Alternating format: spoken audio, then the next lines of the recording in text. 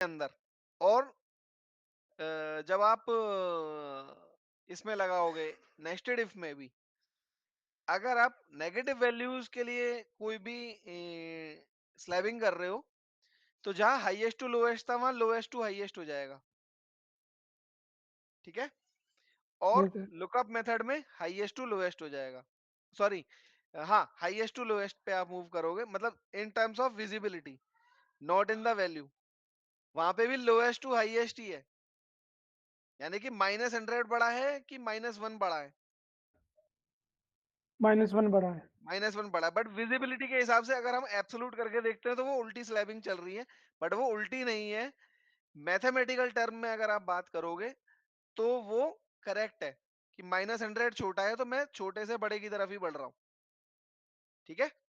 मतलब तो लुकअप में जो विजिबिलिटी हमारी पॉजिटिव के लिए थी वही नेगेटिव के लिए बिल्कुल रहेगी। बिल्कुल बिल्कुल, यानी कि रिवर्स हो जाएगा। लेकिन अगर अगर आप विजिबिलिटी में बात करोगे तो रिवर्स हो जाएगा। जैसे कि मैं 0 to 100 मूव कर रहा था, अगर 0 से 100 की स्लाइबिंग करनी है तो क्या होगा, 0 पहले आएगा, फिर 10, 20, 50, 100। लेकिन अगर नेगेटिव में बात करूंगा तो -100 मेरा 0 की तरह ट्रीट होगा। पहले -100, -50, -20, -10 एंड 0। क्लियर है। क्लियर है। ठीक है ना। तो अब आप इसको करके देखना, नहीं होता तो मैं आपको फिर करके बता दूंगा। ठीक है। ठीक है। आप नोट कर लो ये वाली प्रॉब्लम। और अब हम नेक्स्ट चलेंगे अपनी जो भी आगे की प्रॉब्लम्स को समझने के लिए। ठीक है। आज हम मोस्टली कवर अप कर लेंगे, मोस्टली चीजें, कि जहां पे आपको लगेगा कि हाँ, अब हम जितना भी फेमिलियरिटी पे काम कर रहे हैं। स्क्रीन विजिबल हो गई मेरी। हाँ। हाँ। तो आज जो हम करेंगे उस पे आपको more clarity and more visibility आ जाएगा कि जो भी हम डेली लाइफ में हम यूज करते हैं। कुछ प्रॉब्लम्स इस तरीके की भी हम डिस्कस करेंगे, और उन्हीं के ऊपर हम देखेंगे कि ये सब चीजें किस तरीके से काम करेंगी। ठीक है। क्योंकि आज हम कवर करेंगे पिवट अपना। ठीक है। पिवट चार्टिंग एंड फॉर्मूलाज तो मैं कवर करता जा रहा हूँ। काफी जो मॉड्यूल 2 के फॉर्मूलाज भी थे वो भी मैंने आपके साथ में ही कवर कर लिए हैं।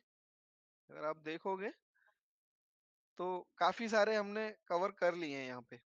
ठीक है ना।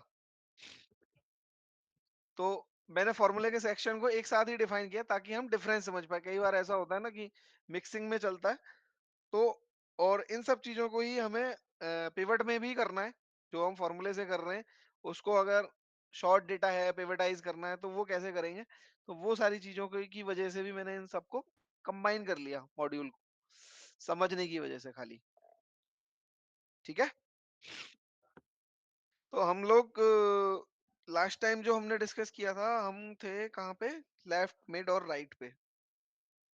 लेफ्ट मिड राइट क्लियर है कि दोबारा से एक्सप्लेन करूं?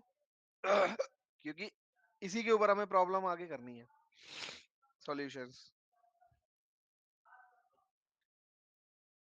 ठीक है, शुरुआत से शुरू कर लेते हैं। तो टेक्स्ट फंक्शंस पे हम बात करते हैं। टेक्स्ट फंक्शंस का जो नेक्स्ट मॉड्यूल है, बॉटल देना, जो थोड़ा सा पानी दो। तो इसका जो नेक्स्ट मॉड्यूल है उसके अंदर हम लोग लेफ्ट मिड राइट पे ही बात करेंगे। लेफ्ट मिड राइट क्यों जरूरी है? सबसे पहले इसको समझना जरूरी है कि भाई लेफ्ट मिड राइट का सिग्निफिकेंस क्या है, यूज कहाँ पे होता है, और हम इस फंक्शन की हेल्प से क्या क्या कर सकते हैं। मतलब इस फंक्शन को आप छोटा मत समझो। इस फंक्शन से हम बहुत सारी चीजें फाइंड कर सकते हैं।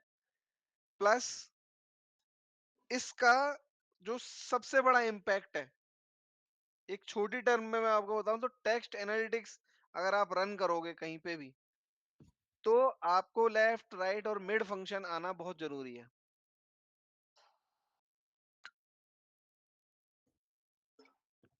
क्लियर हुआ ये वाला? तो प्रैक्टिकलिटी क्या है, जब भी हमें टेक्स्ट एनालिटिक्स रन करना है तो टेक्स्ट एनालिटिक्स के लिए आपको ये टेक्स्ट फंक्शन आने बहुत जरूरी है। दिस इज द बेसिक कि इसके बिना तो का बात बनेगी ही नहीं, अगर नहीं पता ये वाली चीज तो। क्यों? देखो,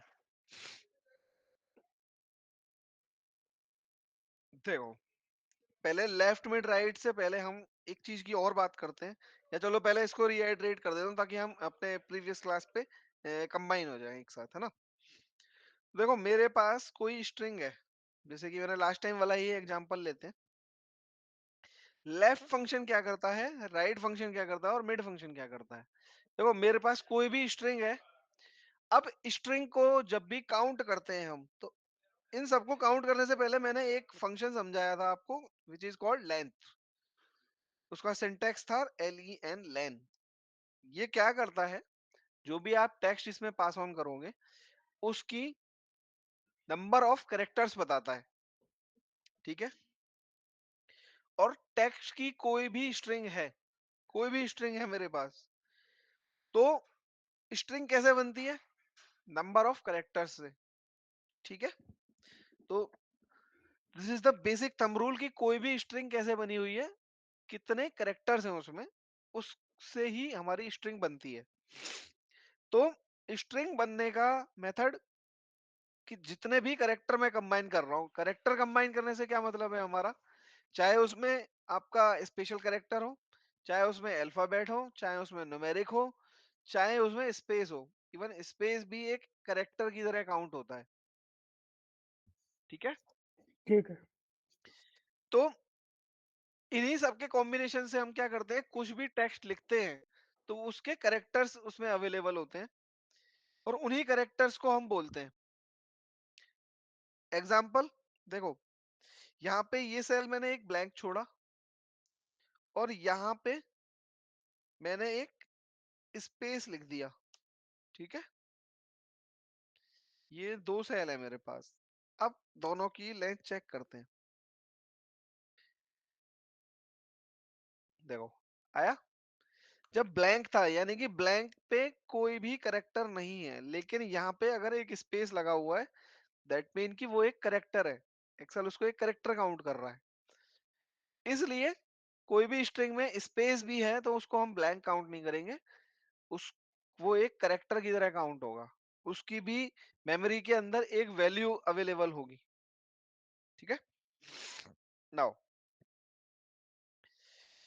तो शर्मा जी, हाँ जी, बताओ। एक एकदम डाउट आ गया अभी। मैं आपको थोड़ा डिस्टर्ब कर रहा हूँ। हाँ हाँ, बोलो। ये जो मैंने फॉर्मूला लगाया था ना उसमें, हाँ ये सफिक्स में जो जीरो लगाने के लिए, हाँ, उसमें जब हम अगर जैसे 238 है, वो तीन तीन 3 डिजिट का है, हमको ठीक है। 9 बनाना है, तो वो 9 जीरो जीरो उसने ऐड कर दी। अब हाँ उसमें अगर हमने कोई अल्फाबेट जोड़ दिया, वो अल्फाबेट से मुझे एकदम से याद आया, जैसे मैंने हाँ 238 के साथ वाई लिख दिया, तब हाँ, वो जीरो जीरो नहीं लगा रहा है लास्ट में। नहीं, ऐसे नहीं होगा। देखो, जीरो जीरो, आप जो है ना, उसका भी एक मेथड है। देखो, डिपेंड करता है आपको अल्फा न्यूमेरिक स्ट्रिंग बनानी है या आपको न्यूमेरिक स्ट्रिंग बनानी है। आप स्क्रीन शेयर करो तो क्लियर कर लेते हैं डाउट को भी।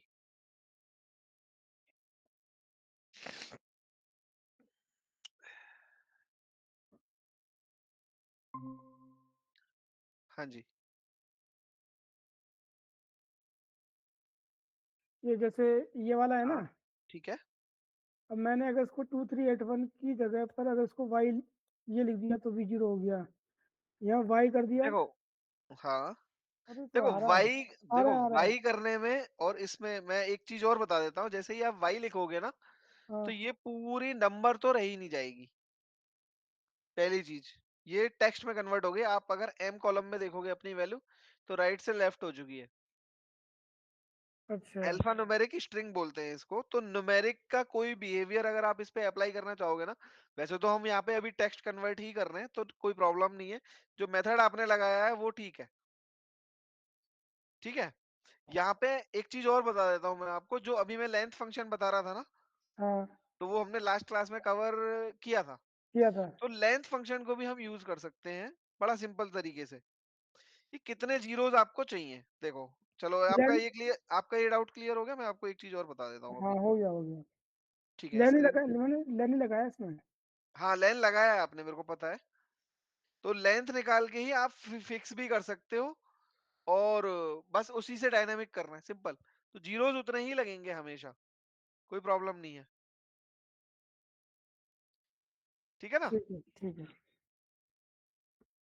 मैं स्क्रीन शेयर कर रहा हूँ। हाँ जी, आ गई मेरी स्क्रीन। जी। तो इस लेंथ फंक्शन का बड़ा देखो, छोटा सा फंक्शन है, बट यूज केस कितना बड़ा है।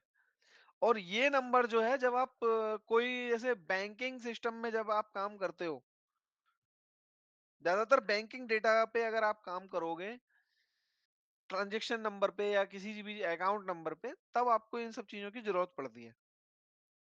तो उसके लिए ये प्रीफिक्स और सफिक्स हमें पता होना चाहिए। ठीक है। हम्म। नाउ, तो करेक्टर्स हमने समझ लिया। अब करेक्टर्स को जब हमें निकालना है किसी स्ट्रिंग से, तो करेक्टर्स को एक्सट्रैक्ट करने के मेथोडोलॉजी ही के लिए ही हमारे पास कुछ टेक्स्ट फंक्शन अवेलेबल है, जिनको हम लेफ्ट, राइट और मिड की टर्म में यूज करते हैं। तो जैसे कि ये था मेरे पास एक स्ट्रिंग लिखी हुई है, सिंपल इंग्लैंड। ठीक है। इसका लेंथ में चेक कर सकता हूँ, 7। नाउ, अब मुझे क्या करना है, लेंथ फंक्शन का बहुत बड़ा रोल होता है किसी भी टेक्स्ट फंक्शनिंग जब हम करते हैं, तो लेंथ फंक्शन का बहुत बड़ा रोल है। हर टर्म में आपको ये यूज करना पड़ेगा। इसका जो रिटर्न टाइप होता है लेंथ का, विच इज न्यूमेरिक, हमेशा याद रखना है। कोई टेक्स्ट वेक्स्ट नहीं होता, न्यूमेरिक होता है, सिंपल। ठीक है। तो इस नंबर को अगर आप कहीं पे किसी भी टर्म में यूज करना है, तो मुझे रिटर्न टाइप पता है, न्यूमेरिक है, तो मैं इस नंबर को यूज कर सकता हूँ। आगे यूज भी करेंगे, बट ये टर्म हमें पता होनी चाहिए कि हम क्या हम रिटर्न टाइप लेके चल रहे हैं। ठीक है। नाउ, तो लेफ्ट फंक्शन क्या करता है, लेफ्ट से काउंटिंग करना शुरू करता है, starting from left side of the string, और कितने करेक्टर आपको चाहिए। तो इसका सिंटेक्स क्या बोलता है लेफ्ट का, कि आप टेक्स्ट स्ट्रिंग दो और कितने करेक्टर आपको चाहिए। जैसे कि मैंने इस वाली फॉर्मूले में लिखा था, मेरे को लेफ्ट से इस इंग्लैंड वाली स्ट्रिंग में से 3 करेक्टर चाहिए, तो उसने ENG निकाल के दे दिया मेरे को, 1 2 3। स्टार्टिंग पॉइंट 1 होता है, कोई जीरो नहीं होता, कुछ भी नहीं होता, स्टार्टिंग फ्रॉम 1 होता है। करेक्टर काउंटिंग जीरो से शुरू नहीं होती, करेक्टर काउंटिंग 1 से शुरू होती है। जब भी आप एरेज में काउंटिंग शुरू करोगे, तो एरेज में काउंटिंग जीरो से शुरू होती है in the memory, not on the front end. Front end पे हमेशा 1 से ही शुरू होगी काउंटिंग। ठीक है।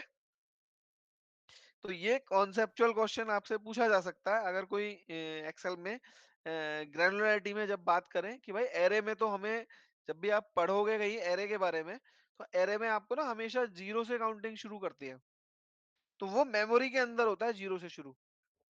विजिबिलिटी हमेशा काउंटिंग 1 से ही शुरू होती है। तो ये कॉन्सेप्चुअल क्वेश्चन अपने माइंड में आपको रखना है हमेशा। ठीक है। ठीक है। विजिबिलिटी 1 से ही शुरू होगी हमेशा।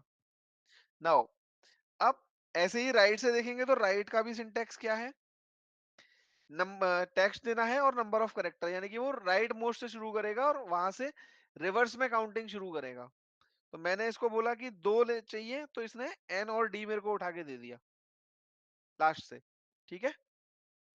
अब बात आती है मिड की। तो मिड क्या करता है, मिड में स्ट्रिंग आपको सिलेक्ट करनी है। वो बोलता है स्टार्टिंग कहां से करनी है, पहला पॉइंट, और जहां से स्टार्ट कर रहे हैं, which is called the first point, first character string number जो होगा, जहां से मैं स्टार्ट करूंगा, और वहां से आपको कितने करेक्टर चाहिए। ठीक है।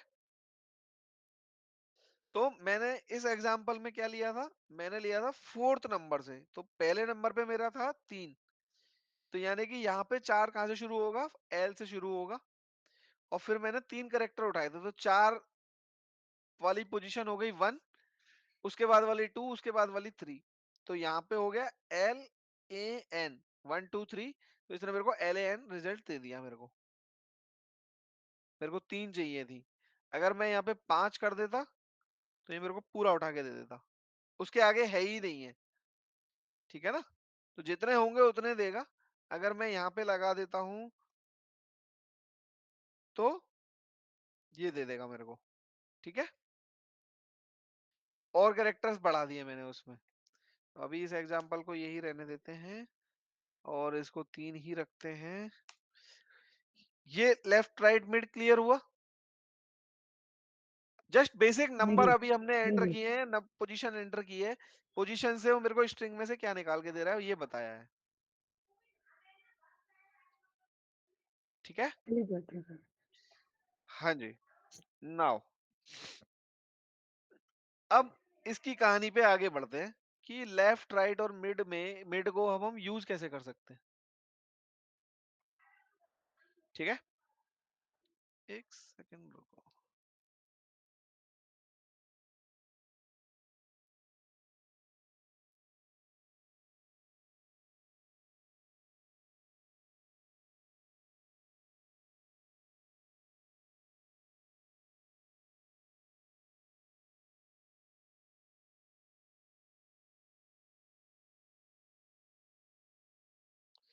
हाँ जी, तो आगे चलते हैं लेफ्ट मिड राइट की कहानी पे।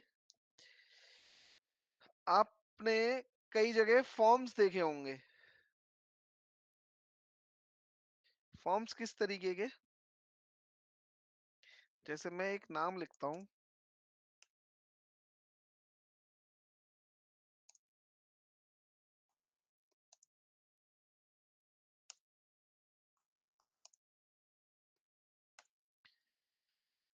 अ, संजय भाई का नाम लिखते हैं। ठीक है, और एक और लिख लेते हैं, विशाल भाई का नाम लिखते हैं। ठीक है, नाउ कुछ इस टाइप के नाम है। ठीक है, जब भी आपको नेम्स अलग करने होते हैं, यानी कि first name middle name last name, कुछ फॉर्म्स होते हैं हमारे पास कई जगह। तो इस टाइप की रिक्वायरमेंट होती है कि भाई फर्स्ट नेम भरो, मिडिल नेम भरो, लास्ट नेम भरो। तो वहां पे सेपरेशन की जरूरत पड़ती है। आपके पास एक सेल में आ गए, एक कॉलम में आ गए फुल नेम्स। अब उनका फर्स्ट नेम चाहिए, मिडिल नेम चाहिए, लास्ट नेम चाहिए। अब आप इसको कैसे निकालोगे, बताओ। ये रिपीटेड क्वेश्चन है अभी के लिए। अब अभी आपको कुछ नहीं पता, सपोज करो। अब आप इसको कैसे निकालोगे, एक मेथड हम पहले यूज कर चुके हैं।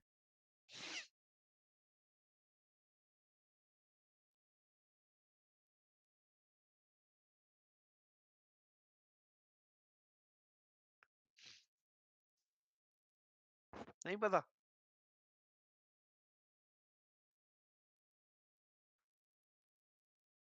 संजय भाई आपको बताया था, भूल गए। इसमें हम स्पेस को आइडेंटिफाई कर लेंगे। नहीं, अभी स्पेस पे तो हम पहुंचे ही नहीं है। चलो स्पेस को आइडेंटिफाई कर लिया, फिर बताओ। इस आप अपना अपना आइडियोलॉजी बताओ पहले कि आप किस तरीके से सॉल्व करोगे ये प्रॉब्लम।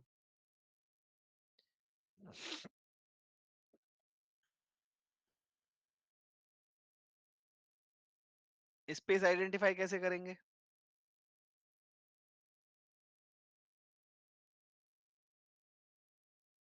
संजय भाई, आइडिया। आपको तो मैं बता चुका हूँ ये पहले ही। लास्ट टू लास्ट आपकी आई थिंक फर्स्ट क्लास में ही बताया था, फर्स्ट या सेकंड में। फ्लैश फिल याद है, फ्लैश फिल पता है आप दोनों में से हाँ किसी हाँ को। हाँ, फ्लैश फिल होता है। फ्लैश फिल इसी काम आता है। वो हम जैसा करेंगे वैसे ही नीचे तक वो अपने आप सर्च कर लेता यस, है। देखो,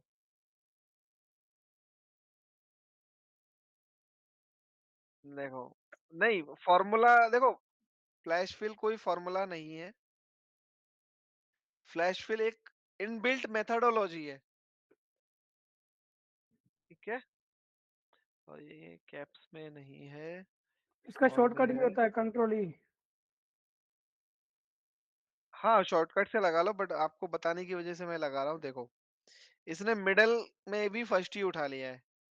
ठीक है, और यहाँ पे क्या है, शर्मा। अब मैं इसको ड्रैग करूंगा और इसको फ्लैश फिल करूंगा। तब उठाया उसने, ठीक है। प्रॉब्लम स्टेटमेंट समझ गए? फर्स्ट, मिडल और लास्ट। गलत नहीं किया उसने, लेकिन उसको मिडल नेम जहां नहीं मिला तो उसने फर्स्ट नेम ही उठा के दे दिया है। अच्छा।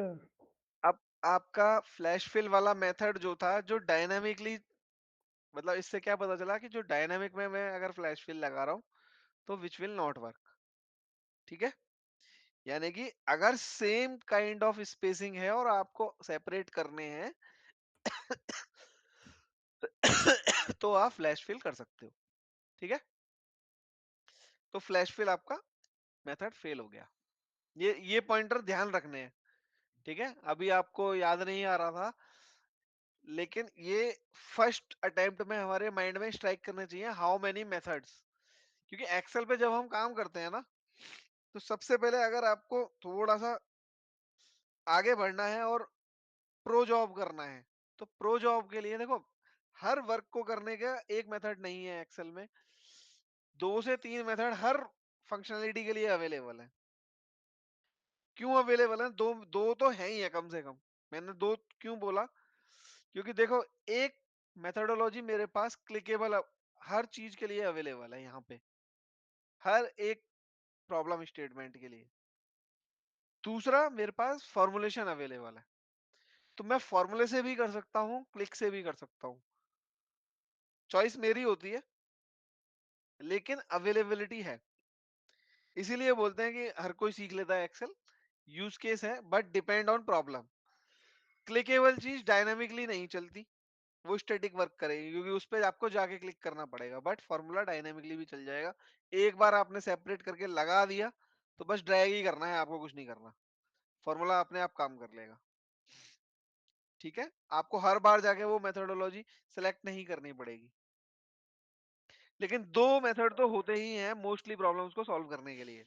अब डिपेंड ऑन यू कि आप कौन सा मेथड को चूज करना चाह रहे हो, डेटा सेट कितना बड़ा है, प्रॉब्लम स्टेटमेंट का फ्रीक्वेंसी क्या है। हर चीज, मल्टीपल फैक्टर होते हैं, हर चीज के लिए डिपेंड करते हैं कि भाई वन टाइम प्रॉब्लम है, फॉर्मूला लगाने की जरूरत नहीं, लेकिन डेटा सेट भी छोटा है, तो छोटा मेथड यूज करके सॉल्व कर देंगे। रिपोर्ट रिपीटेडली चाहिए, तो एक बार फिक्स कर ही देते हैं एक मेथड बना के, भाई हमेशा यूज कर लेना इसको, बंदा आपके पास बार बार नहीं आएगा प्रॉब्लम को लेके कि यार ये वाला सॉल्व करा दो। तो इस टाइप के यूज केसेस होते हैं। अब मेरे को पता चला था, सबसे पहला मेथड मैंने पढ़ा था फ्लैश फिल, जो कि स्ट्रिंग्स को सेपरेट कर देता है, बट वो मेथड मिडिल नेम के आगे फेल हो गया। क्यों हो गया? क्योंकि या तो इन सारे नेम से मिडिल नेम होता, तब तो ठीक था, अगर नहीं है तो वो फेल हो गया। अगर मिडिल नेम होता तो सब में वो फैच कर लेता, ठीक है। तो इसकी नेक्स्ट सॉल्यूशन पे चलते हैं। तो नेक्स्ट सॉल्यूशन क्या है मेरे पास? Text functions, which is left, mid और राइट, ठीक है। टेक्स्ट फंक्शन से कर सकते हैं। तीसरा भी एक और मेथड है मेरे पास, विच इज पिवट टेबल्स, वहां पे भी सॉल्व कर सकते हैं हम इसको, ठीक है। तो पिवट में जब पहुंचेंगे तब इस प्रॉब्लम को डिस्कस करेंगे अगेन। अभी हम टेक्स्ट फंक्शंस पे हैं, तो अब टेक्स्ट मेथड से सॉल्व करने की कोशिश करते हैं कि वो कैसे होगा। बट उससे पहले दो चीजें और सीखते हैं, जो कि मोस्ट इंपॉर्टेंट है फॉर द टेक्स्ट एनालिटिक्स। कोई भी टेक्स्ट एनालिटिक्स आप रन कर रहे हो किसी भी टर्म के अंदर, तो आपको ये चीजें जरूर पता होनी चाहिए, ठीक है। नाउ, कौन सी दो टर्म है? पहला, दो फंक्शन है बेसिकली। पहला फंक्शन है सर्च और दूसरा फंक्शन है फाइंड, ठीक है। इन दोनों फंक्शन से फेमिलियर हो आप लोग? हाँ, क्या करते हैं दोनों फंक्शन? लेकिन दोनों में डिफरेंस है मेरा। हाँ, तो क्या करते हैं ये दोनों फंक्शंस? ये फाइंड करने के ही काम आता है किसी टेक्स्ट स्ट्रिंग में। ये हाँ पोजीशन, जी, आई थिंक पोजीशन को बिल्कुल, डिफाइन करता है। कैरेक्टर को फाइंड करने के काम आता है। हाँ, कैरेक्टर फाइंड करने के काम आता है। अगर दोनों ही फाइंड के ही काम आते हैं, तो 2 फंक्शन क्यों है एक्सेल में? एक ही फंक्शन से काम हो जाता, 2 क्यों डाल दिए एक्सेल वालों ने? भाई सर्च का मतलब भी ढूँढना ही होता है, फाइंड का मतलब भी ढूँढना ही होता है, सिंपल। और दोनों ही फंक्शन अवेलेबल है, अगर आप देखोगे, सर्च तो सर्च और फाइंड तो फाइंड। तो 2 फंक्शन क्यों दिए हैं एक्सेल ने? आइडिया कोई?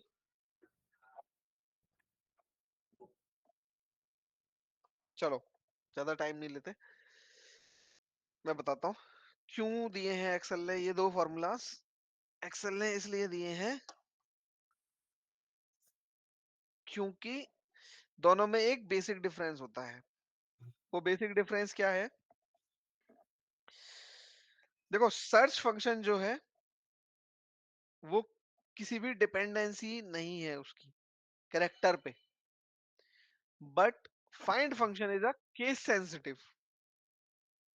ठीक है? हम्म। जैसे कि देखो, एक बड़ी छोटी सी चीज ढूंढते हैं। यहाँ पे मैं यहाँ लगाता हूँ सर्च और यहाँ लगाता हूँ फाइंड। अब सबसे पहले एक चीज और बता देता हूँ, क्योंकि ये पॉइंट बार बार नहीं आएगा, आप लोगों को नोट करना है तो नोट कर लो। सेम लाइक जो हम मैच फंक्शन में कर रहे थे, ये दोनों फंक्शन भी पोजीशन नंबर ही बताते हैं। ठीक है? Starting position. ठीक है? और इनका अगर पोजीशन नंबर बता रहे हैं तो रिटर्न टाइप इज न्यूमेरिक। ये 2 पॉइंट हमेशा पता होने चाहिए, क्योंकि किसी भी फॉर्मूले को लगाने के लिए ये बेसिक है, कोई टेक्स्ट नहीं होता इसमें। पोजीशन नंबर बताएगा, कैरेक्टर नहीं देगा, और रिटर्न टाइप इज न्यूमेरिक। अब हम क्या करते हैं, हमें एक वर्ड सर्च करना है, कुमार। ठीक है? या मैं करता हूं कुमार। अब इस कुमार में और इस कुमार में क्या फर्क है? केस सेंसिटिव का। केस सेंसिटिव का। ये दोनों को अगर मैं कंपेयर करूंगा, तो ये वैसे तो ट्रू है, क्योंकि ट्रू जो कंपैरिजन फंक्शन है वो केस सेंसिटिव नहीं है। लेकिन ये केस सेंसिटिव कब बनेगा? जब मैं इसको करेक्टर पे लेके आऊंगा। ठीक है? करेक्टर चेकिंग में। और करेक्टर चेकिंग में भी केस सेंसिटिव क्यों बनेगा? उसका लॉजिक, उसका मेथोडोलॉजी क्या है?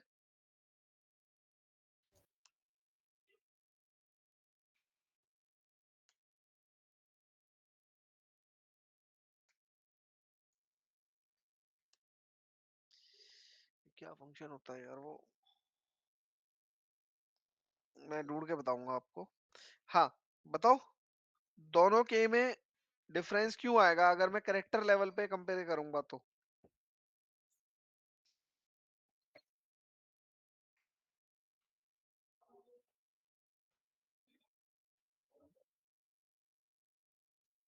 नहीं पता? देखो, दोनों के में डिफरेंस इसलिए आएगा, देखो एक कैपिटल के है, एक स्मॉल के है। तो इसी, जब भी कैप्स और स्मॉल लेटर्स का जब भी हम डिफरेंस देखते हैं, तो उसको हम केस सेंसिटिव मेथोडोलॉजी बोलते हैं। डिफरेंस इसलिए होता है क्योंकि हर एक सिस्टम के अंदर इन कैरेक्टर्स के लिए, हर एक कैरेक्टर के लिए, मैंने आपको बताया था, हर एक कैरेक्टर कुछ भी नंबर है, कुछ भी हम टाइप कर रहे हैं, उसकी एक मेमोरी वैल्यू है, बैकएंड वैल्यू है अवेलेबल सिस्टम के अंदर। तो इन सब की वैल्यूज को, जो आपने कभी सुना हो एक टर्म एस्की कैरेक्टर बोलते हैं, जिसको हम एस्की कैरेक्टर क्या होते हैं, जिन वैल्यूज को डिकोडिंग करता है, जो भी हम यहाँ से फ्रंट एंड से कमांड देते हैं, तो हर एक की वैल्यू है। तो स्मॉल लेटर्स की वैल्यू शुरू होती है 65 से,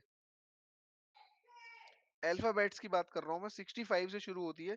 65 इज द वैल्यू ऑफ ए, और इसमें आप 26 ऐड कर दो, 91 तक जाती है जेड। ठीक है? 92 कैपिटल ए, और इसमें भी ऐड कर दो 118 तक जाता है जेड।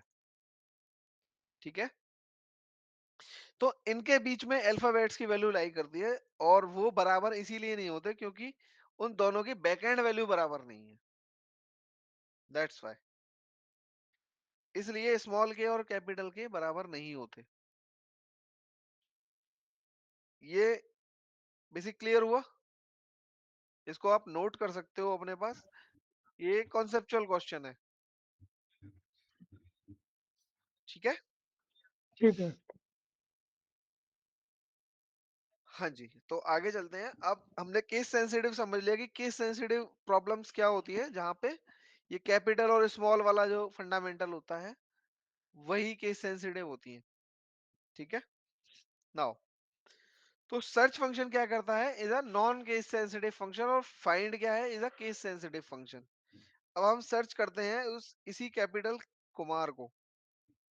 ठीक है, तो सर्च फंक्शन क्या करता है, सर्च फंक्शन का देखो सिंटैक्स समझते हैं, सिंटैक्स दोनों के सेम है। Find text, with in text, starting number. किस टेक्स्ट में सर्च करना है, क्या टेक्स्ट सर्च करना है, कौन से टेक्स्ट में सर्च करना है, और कौन सी पोजीशन नंबर से सर्च करना है, सिंपल। ऐसे ही जब आप फाइंड देखोगे तो उसका भी सिंटैक्स सेम ही है, find text, with in text, starting number, very simple syntax. तो सर्च शुरू करते हैं। फाइंड टेक्स्ट है ये, इसको मैं फ्रीज कर देता हूँ। विद इन टेक्स्ट है ये, और स्टार्टिंग पोजीशन में बोलता हूँ 1। पहली पोजीशन से ही शुरू कर दो भाई। ठीक है, और यहीं पे मैं फाइंड लगाता हूँ। Find, find text this, with in text this, और स्टार्टिंग नंबर 1। तो देखो इसने वैल्यू एरर दे दिया, और इसने एक नंबर, एक मेरे को नंबर दे दिया ड्राइव करके। अब ये समझ आया है कि नहीं, ये जो रिजल्ट मैंने अभी ड्रॉ करा है ये समझ आया है कि नहीं, ये बताओ पहले। हाँ। क्लियर है संजय भाई, आपको क्लियर है? ठीक है, तो ये पोजीशन ना, करेक्टर का पोजीशन बता रहा है, यानी कि इसने कुमार से शुरू किया था ना, तो कुमार कौन से पोजीशन नंबर से शुरू हो रहा है, यानी कि पहला लेटर भी मैच करेगा ना, जैसे ही उस वर्ड का, वहीं से उसका पोजीशन नंबर स्टार्ट हो जाता है। देखो यहाँ पे रमेश लिखा था 6 करेक्टर, स्पेस था 7th, और कुमार था 8th पे, तो इसने 8 इसलिए रिटर्न किया है मेरे को। ठीक है, पहला नंबर है कुमार, जहां से शुरू हो रहा है उसने जहां मैच किया उसके पहले करेक्टर का स्टार्टिंग पोजीशन नंबर उठा के दे दिया। यही पॉइंट आपको हमेशा ध्यान रखना है कि वो कौन सा पोजीशन नंबर उठा के दे रहा है मेरे को। क्लियर? क्लियर। नाउ अब क्या करते हैं, फाइंड और सर्च में डिफरेंस पता चल गया।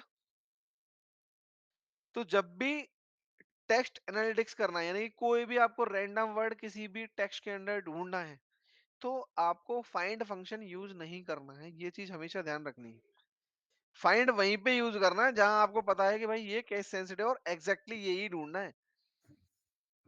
ठीक है, जहां केस सेंसिटिव नंबर टेक्स्ट की बात होगी, सिर्फ फाइंड फंक्शन को वहीं यूज करना है, अदरवाइज यूनिवर्सली हमें सर्च फंक्शन यूज करना है। अब भी आपको रैंडमली कुछ भी, चाहे वो स्मॉल में या कैप्स में, वो आपको नंबर ढूंढ के देगा। ये पॉइंट क्लियर है? जी। अब फाइंड और सर्च मेरे को टेक्स्ट कुछ नंबर उठा के दे रहा है, ये मेरे को पता चल गया। ठीक है, फाइंड को साइड रखते हैं, अब सर्च पे बात करेंगे। अब आ जाते हैं जी लेफ्ट, लेफ्ट कह रहा हूँ, मेरे को चाहिए फर्स्ट नेम, मिडिल नेम, और लास्ट नेम। ठीक है, तो लास्ट भी उठा लेते हैं यहां से, और मिडल उठाएंगे। ठीक है, देखो मेरे को फर्स्ट नेम निकालना है यहाँ सबसे पहले। ठीक है, क्या करेंगे फर्स्ट नेम के लिए? देखो फर्स्ट नेम का, अब आपको जब भी इस टाइप की कोई प्रॉब्लम आती है कि भाई फर्स्ट नेम निकालना है, मिडिल निकालना है, लास्ट निकालना है, तो आपको सबसे पहले फर्स्ट नेम से का किससे डिफरेंशिएट हो रहा है, आपको वो डेलीमीटर पता करना है, सबसे पहला काम। तो मेरे को यहाँ डेटा देख के पता चल रहा है कि भाई मेरा जो पहला नेम है उसके बाद में एक स्पेस आ रहा है। सारी जो स्ट्रिंग्स हैं जितनी भी लिखी हुई हैं, हर एक के अंदर एक स्पेस है। ठीक है, तो मैं क्या करूंगा, जब डायनामिकली रन करना, अब आपको पर्सपेक्टिव समझना है हर प्रॉब्लम स्टेटमेंट का कि वो डायनामिक कैसे होगी। तो आपको क्या करना है, एक सर्च फंक्शन चलाना है। फाइंड टेक्स्ट क्या करना है, आप किसी सेल में भी लिख सकते हो, इन्वर्टेड कोमा में भी डाल सकते हो। जो भी टेक्स्ट डालोगे वो आपको ढूंढ के देगा। तो मैंने एक स्पेस डाल दिया, यानी कि मेरे को एक स्पेस ढूंढना है। किस टेक्स्ट के अंदर ढूंढना है, इसके अंदर ढूंढना है और पहली पोजीशन से ढूंढना है। ठीक है, इसमें आ गया 7। अब इसको आप ड्रैग कर लो, सिंपल। ठीक है, अब देखो, अब 7वीं पोजीशन नंबर पे स्पेस है, दूसरी वाली में छठी पे है, फिर 7 पे है, फिर 7 पे है। ठीक है, इससे पहले के जितने भी कैरेक्टर्स हैं वो सारे आ जाएं। तो इससे पहले के कैरेक्टर कितने हैं, 6। तो या तो मैं सर्च में से एक माइनस कर दूं नंबर, या मैं यहाँ पे लेफ्ट फंक्शन लगाता हूँ। कितने कैरेक्टर चाहिए, जितने यहाँ पे आ रहे हैं -1, जो यहाँ पे वैल्यू है उसमें से एक घटा के दे दो मेरे को। और इसको जैसे ही आप एंटर करोगे, आपका लेफ्ट नंबर उठ, लेफ्ट के सारे फर्स्ट नेम जितने भी हैं वो स्ट्रिंग में से पिक होके आ गए, फर्स्ट नंबर, फर्स्ट नेम। ये क्लियर है। हाँ जी। अब ये जो रेफरेंस कॉलम बनाया, अब मैं हर एक के लिए अगर लिखने बैठूंगा तो मैं रेफरेंस कॉलम नहीं रख सकता, जो कि मेरा आज की डेट का फर्स्ट स्टेटमेंट था कि आपको रेफरेंस नहीं रखना है। तो आप क्या करोगे, इसी फंक्शन को कॉपी करोगे और इस T73 को, जब आपने टेस्ट कर लिया आपका रिजल्ट ठीक आ रहा है, तो T73 की जगह आप ये फंक्शन पेस्ट कर दोगे, दैट्स इट, और ड्रैग कर दोगे। रिजल्ट ठीक हो गया, रेफरेंस कॉलम हटा दीजिए। ये समझ आया। जी। तो चल आगे संजय भाई समझ। देखो, तो फर्स्ट कैरेक्टर आ गया बाहर। अब आते हैं जी, मिडल वाले को उठाते हैं या राइट वाले को उठाते हैं।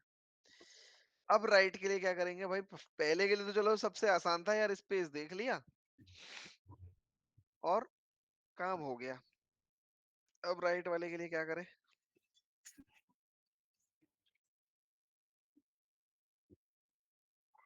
अब राइट वाले के लिए तो प्रॉब्लम हो गई कि राइट में से तो मैं, डायनामिक है, किसी में 5 है किसी में 6, उल्टा हो गया, तो नंबर कैसे आएगा।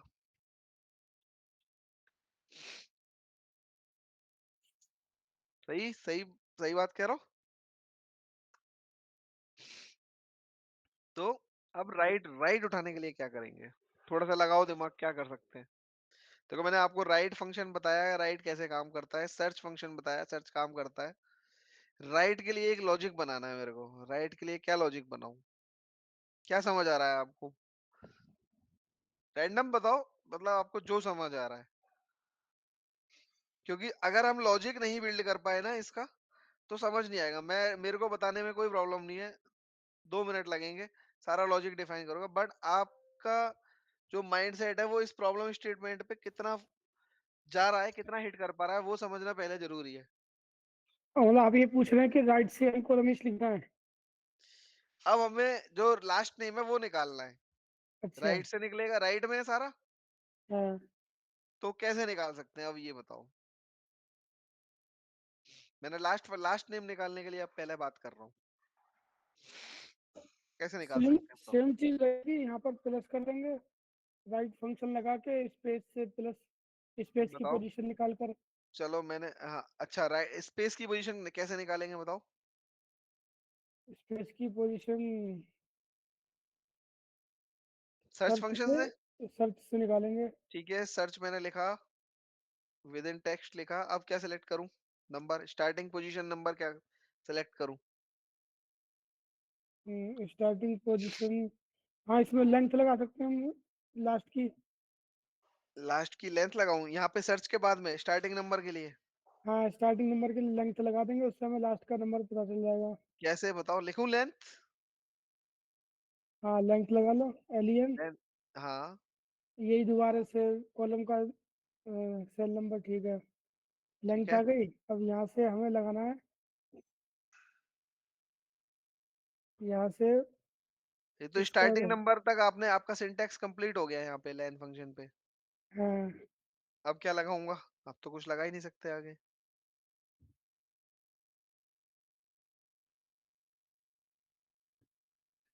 ये तो फेल हो गया। ये तो फेल हो गया। ठीक है,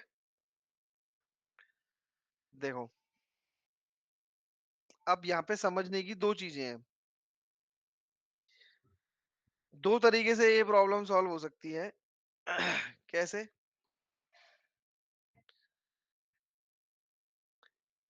एक तो होता है आपको दो फर्स्ट नेम और लास्ट नेम ही अलग करना है, ये पहला सरवा स्टेप। की राइट से भी तो फर्स्ट ही उठाएगा बाई डिफॉल्ट वो।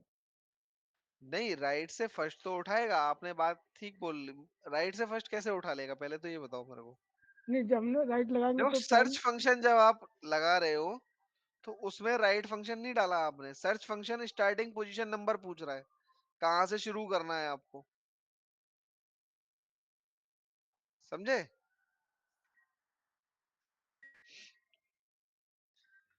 राइट फंक्शन क्या बोल रहा है आपको? पोजीशन नंबर बोल रहा है आपको। नहीं समझे? हम्म। चलो इस प्रॉब्लम को ना कंफ्यूजिंग नहीं बनाते। इस प्रॉब्लम में से अभी इस लाइन को हटा देते हैं थोड़े टाइम के लिए। ठीक है, सपोज करो ये लाइन है ही नहीं है, इस लाइन पे हम बाद में आएंगे, कॉम्प्लेक्स नहीं करते। अभी हम, मेरे पास चलो अब ये है, पहले सबसे पहले इसको समझते हैं। बताओ इस प्रॉब्लम को कैसे सॉल्व करेंगे। अब ये है आपके पास, अब चलो अब तो मिडल हट ही गया, एक ही स्पेस बचा है। अब इस स्पेस के लिए आप क्या करोगे? राइट निकालना है मेरे को। लास्ट नेम फर्स्ट नेम तो सेम तरीके से निकल जाएगा। लास्ट के लिए क्या करेंगे? संजय भाई आप दो इनपुट, कैसे करेंगे?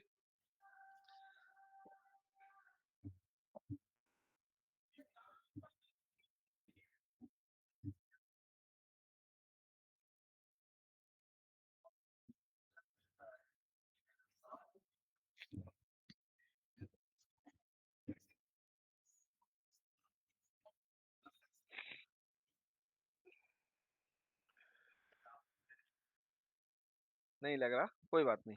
देखो इसके लिए हमें ना, जब भी दो आपके पास हैं, फर्स्ट नेम और लास्ट नेम ओनली, उस केस में आपको क्या करना है? बड़ा सिंपल होता है, क्योंकि एक ही स्पेस है मेरे पास। ठीक है, एक ही स्पेस वैल्यू को समझने के लिए हमें क्या करना है? देखो सबसे पहले तो मैं निकालूंगा इसकी लेंथ। इसकी लेंथ कितनी है पूरी स्ट्रिंग की? ठीक है, और मैं निकालूंगा इसमें पहला स्पेस कहाँ आ रहा है। ठीक है, with in text starting from one. ठीक है, तो पहला स्पेस जहां से आ रहा है उसके बाद के मेरे को सारे कैरेक्टर चाहिए। ठीक है, एक स्पेस लग गया। ये पॉइंट समझ आया कि हमने दो फंक्शन ड्रॉ करे अभी, कि मेरा स्पेस कहाँ पे आ रहा है और मेरे टोटल इसकी लेंथ कितनी है। अगर मैं इन दोनों, इस पूरी लेंथ में से इस स्पेस वाली पोजीशन को माइनस कर दूं, तो यानी कि ये सारे एक्सट्रैक्ट हो जाएंगे पहले वाले, हाँ। क्योंकि स्पेस से पहले वाले तक की जो बता रहा है वो कितने आ रहे हैं। तो क्या हम्म। बचेगा रिमाइंडर मेरे पास? जो राइट में बचा हुआ है बस वही बचेगा। तो क्या करते हैं, एक राइट फंक्शन लिखते हैं, ये मेरा टेक्स्ट है, और वैल्यू लेते हैं दिस माइनस दिस। ठीक है, और इसको ड्रॉ करोगे आप तो ये तीनों आ जाएंगे। एक मिनट, क्या हुआ भाई? अच्छा, ये फंक्शन भी ड्रॉ करने पड़ेंगे। ठीक है, ये पॉइंट समझ आया क्या किया हम्म, हमने? हाँ। ठीक है, तो देखो V73 क्या था मेरा, ये वाला फंक्शन। तो इसको मैं रिप्लेस करता हूँ, क्या था ये, लेंथ से। इसकी लेंथ टोटल कितनी है? और W73 क्या था? Search, search. Search of space with in this starting from 1। ठीक है, इसको आप ड्रैग करोगे, आ गया आपका फर्स्ट नेम और लास्ट नेम, हो गए सेपरेट एक ही फंक्शन के अंदर। हम्म। तो इस टाइप की प्रॉब्लम को जब भी आप सॉल्व करोगे तो सबसे पहले आपको क्या करना है, इन पोजीशंस को ड्रॉ करना है। सबसे पहले पोजीशंस की आप कंपोजिशन जब कर लोगे, उसको उस राइट और या लेफ्ट फॉर्मूले में लगाना है, रिजल्ट मैच करना है, सही आ रहा है तभी वो फंक्शन इनकॉर्पोरेट करना है। अगर आप डायरेक्ट फॉर्मूला लिखना शुरू कर दोगे, अगर मैं आपको यही फॉर्मूला डायरेक्ट लिख के बता देता तो वो ज्यादा बेटर था कि जो मैंने आपको डिस्टिंग्विश करके दिखाया, वो ज्यादा बेटर है। वो समझ में नहीं आता। वो समझ में आएगा भी नहीं, इसी वजह से मैंने आपको अलग अलग बताया, क्योंकि वो कंफ्यूजिंग हो जाता है।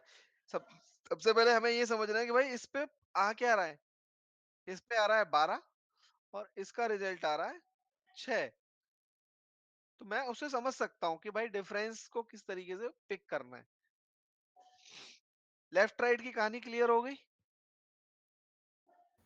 हाँ। अब क्या करना है, अब आते हैं अपने तीसरी वाली प्रॉब्लम पे।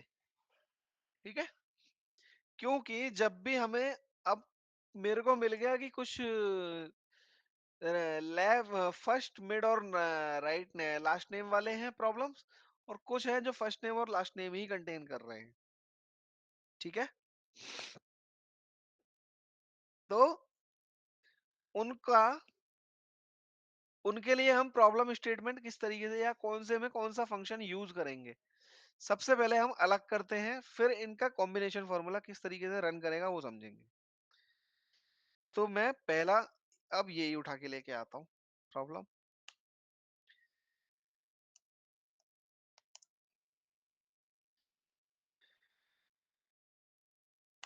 ठीक है, ऐसा कोई नाम ले लिया हमने, दो नाम ले लिए अभी। ठीक है, लाओ बताओ इसका फर्स्ट नेम कैसे निकलेगा।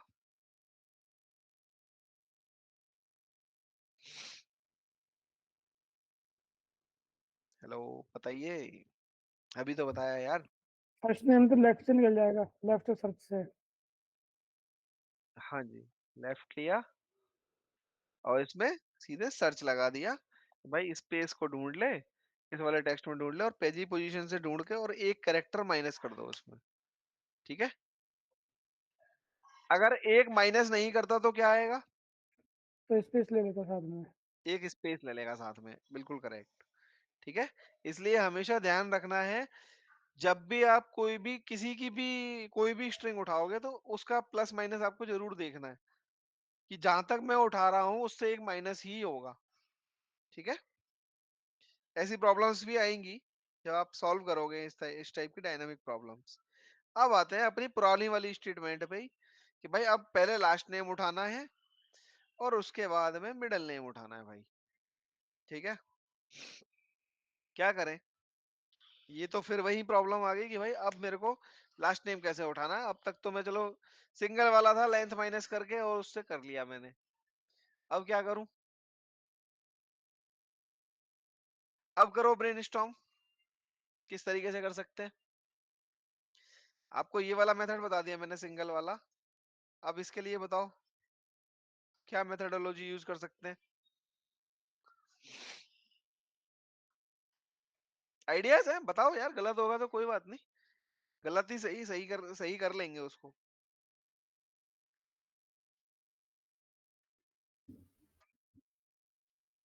लास्ट नेम तो आपने बता ही दिया, फर्स्ट ही बता दिया। फर्स्ट बता दिया, लास्ट बता दिया। अब इस वाली प्रॉब्लम के लिए लास्ट के लिए हम क्या कर सकते हैं? सेम रहेगा, सेम लगा के देख लेते हैं। क्योंकि स्पेस तो पहले भी डिलीमीटर कर रहा था, अभी भी स्पेस ही कर रहा है।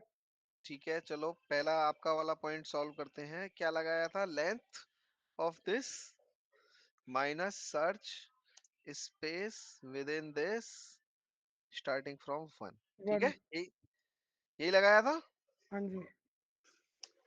लेकिन इसने तो कुमार शर्मा उठा के दे दिया यार। अच्छा, इसने दोनों स्पेस ले लिए, मतलब दोनों पहले। नहीं, पहला स्पेस लिया ना उसने, दूसरा तो लिया ही नहीं।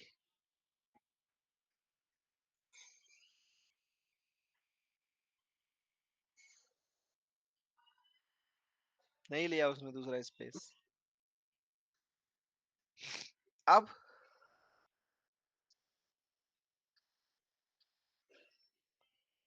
संजय भाई, आपका कोई किस तरीके से सॉल्व करें? नहीं, चलो कोई बात नहीं। देखो, कॉन्सेप्ट समझते हैं इसको। देखो, अगर मैंने जो टू स्ट्रिंग वाला मेथड था, जो कि यहाँ पे था, जहाँ पे फर्स्ट नेम लास्ट नेम था, अगर मैं उस मेथड को उठाता हूं, तो उस मेथड को उठाने के बाद में क्या दे रहा है? वो कुमार शर्मा उठा के दे रहा है। यानी कि उसने मिडिल नेम और लास्ट नेम दे दिया, बट मेरे को क्या चाहिए? सिर्फ लास्ट नेम। तो इस प्रॉब्लम से आपकी खुद में ही एक सॉल्यूशन ड्राइव हो गया। क्या ड्राइव हो गया? देखो, जब मैंने ये फॉर मेथड लगाया, तो ये मेथड लगाते ही क्या हुआ? आपकी ये वाली स्टेटमेंट इस वाली स्टेटमेंट में कन्वर्ट हो गई। यानी कि लास्ट नेम निकालने के लिए आपके पास सिर्फ फर्स्ट नेम और लास्ट नेम बन गया। समझे हम्म। भाई? दो दो डिजिट का हो गया, दो उसका हो गया ना, नेम्स का। ये एक गौर करने वाली बात है यहाँ पे। अब मुझे इसमें से ही अलग करना है बस खाली। तो अब इसका एक मेथड है कि या तो आप इस वाले फॉर्मूले से जो ड्राइव कर रहे हो, इस वाले का रिजल्ट आप अपने इस फॉर्मूले में डाल दो। ठीक है, इस वाले का रिजल्ट इसमें डालोगे तो एक बहुत बड़ा कॉम्प्लेक्स सा फॉर्मूला हो जाएगा, है ना? क्योंकि राइट में ये लगाया और इस राइट की ये वाले फंक्शन की सारी वैल्यूज इसमें डालनी है। देखिए, O75 वाला जो, यानी कि ये जो O78 है, O78 की वैल्यू पहले ये वाला फंक्शन होगी, फिर अंदर भी यही चलेगा और फिर उसके अंदर भी यही चलेगा। तो बड़ा मैशी सा फॉर्मूला हो जाएगा, समझना भी मुश्किल हो जाएगा। नाउ थोड़ा सा सॉर्ट करते हैं, अपनी प्रीवियस स्टेटमेंट पे ही चलते हैं। पहला जो स्पेस है वो कहाँ पे आ रहा है? पहला स्पेस निकालने के लिए मैंने ये मेथड यूज किया था, है ना? सातवें पोजीशन पे आ रहा था पहला स्पेस। ठीक है, अब इस पोजीशन से मुझे दूसरा स्पेस निकालना है। तो क्या करूं? अब देखो, जब आप सर्च का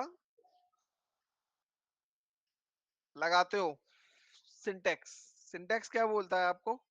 find text space with in text this, ये बोलता है स्टार्टिंग नंबर। अच्छा। आप पिछले फंक्शन में स्टार्टिंग नंबर क्या लगा रहे थे? 1, पहले से मेरे को काउंट करना है। हम्म।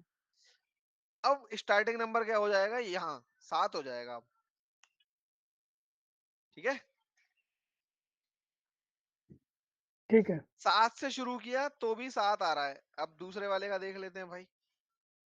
छठे से शुरू किया, 6 ही आ रहा है। ठीक है, लेकिन यहाँ पे क्या है? जो स्पेस की पोजीशन है वो यहाँ पे है, मेरे को उससे नेक्स्ट से शुरू करनी है, क्योंकि मेरा करेक्टर शुरू हो रहा है वहां से। ये देखो, 7वें पोजीशन पे तो स्पेस ही है खुद, हम्म। लेकिन 1 2 3 4 5 और छठी पोजीशन पे वो है, लेकिन ये मेरे को दे रहा है 7। तो मेरे को क्या करना पड़ेगा? जहां से ये शुरू हो रहा है करेक्टर, उससे +1 करना पड़ेगा। समझे? हाँ जी। यानी कि मेरे पास डायरेक्टली एंड नंबर आ गया कि 13वें पोजीशन पे है मेरा। लास्ट ले सरनेम का। जो मेरा सेकंड स्पेस है वो 13वें पोजीशन पे है।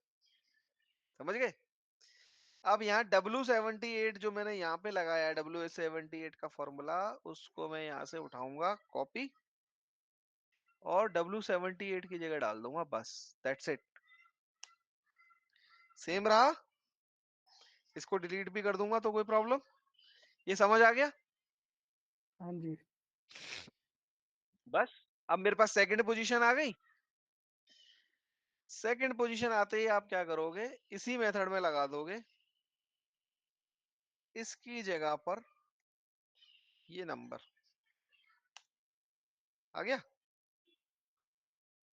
और इस नंबर की जगह मैंने क्या फॉर्मूला लगाया है, ये वाला।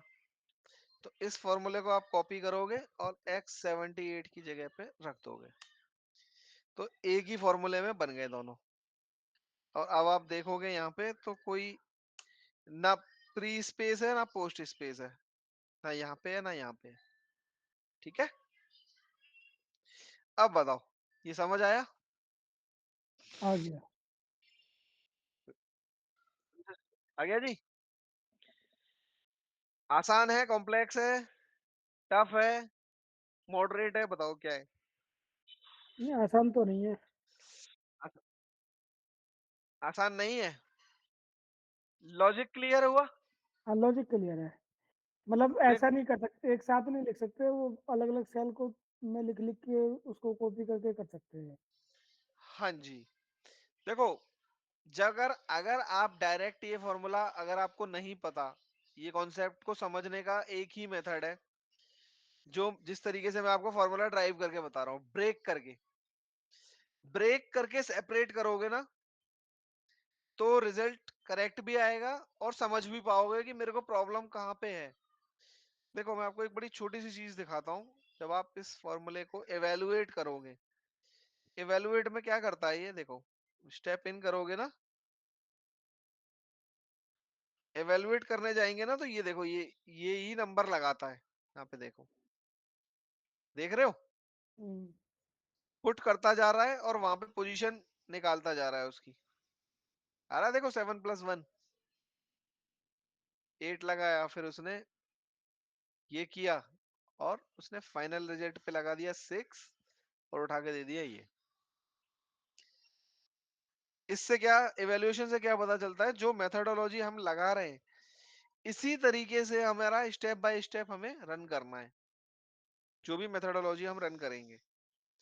तो इस टाइप की प्रॉब्लम्स को जब भी हम सॉल्व करते हैं, यानी कि जहां पे भी मेरे को पोजीशंस निकालनी है, तो पोजीशंस को निकालने का वे ही यही होता है कि आप पोजीशंस निकालो, उनके फाइनल नंबर को ड्राइव करो, उसको अपनी एक्चुअल स्टेटमेंट में पुट करो। अगर आपका रिजल्ट करेक्ट आ रहा है, तभी आप उन स्टेटमेंट्स को कंबाइन करो, अदरवाइज प्रॉब्लम कहाँ है? देखो, इस फॉर्मूले में गड़बड़ होने के चांसेस कहाँ पे हैं? भाई, राइट स्टेटमेंट में तो गड़बड़ हो ही नहीं सकती, लेंथ में भी गड़बड़ नहीं हो सकती, गड़बड़ होगी सर्च में, क्योंकि सारा मेथोडोलॉजी जो है वो सर्च का है। तो सर्च को ही सॉल्व करने के लिए हम क्या करेंगे, ब्रेक कर लेंगे, सिंपल। क्लियर हुआ? हाँ जी। चलो, अब इसको उठा के रख लेते हैं। चलो, इसको यहीं रहते हैं, मिडल हमारा लगा हुआ है, बाद में एंड में एंटर कर लेंगे। ठीक है, अब आते हैं मिडल पोजीशन पे। अब बताओ भाई, मिड कैसे निकालेंगे? चलो, आपने लेफ्ट निकाल लिया, राइट निकाल लिया, तीन के लिए। ऊपर वाले में तो मिडल है ही नहीं है, अब नीचे वाले में मिडल है, तो मिडल कैसे निकलेगा, ये बताओ। जैसे लास्ट वाला निकाला है ना, इसमें माइनस करके निकालेंगे, स्पेस से माइनस करके। ठीक है, संजय भाई, आपका कोई आइडिया?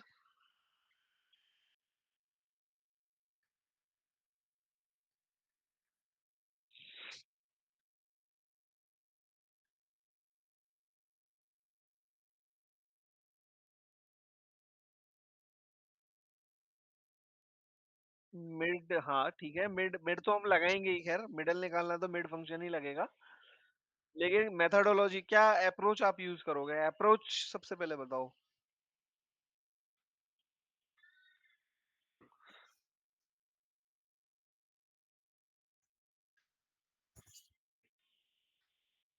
राइट से क्या करना है बताओ?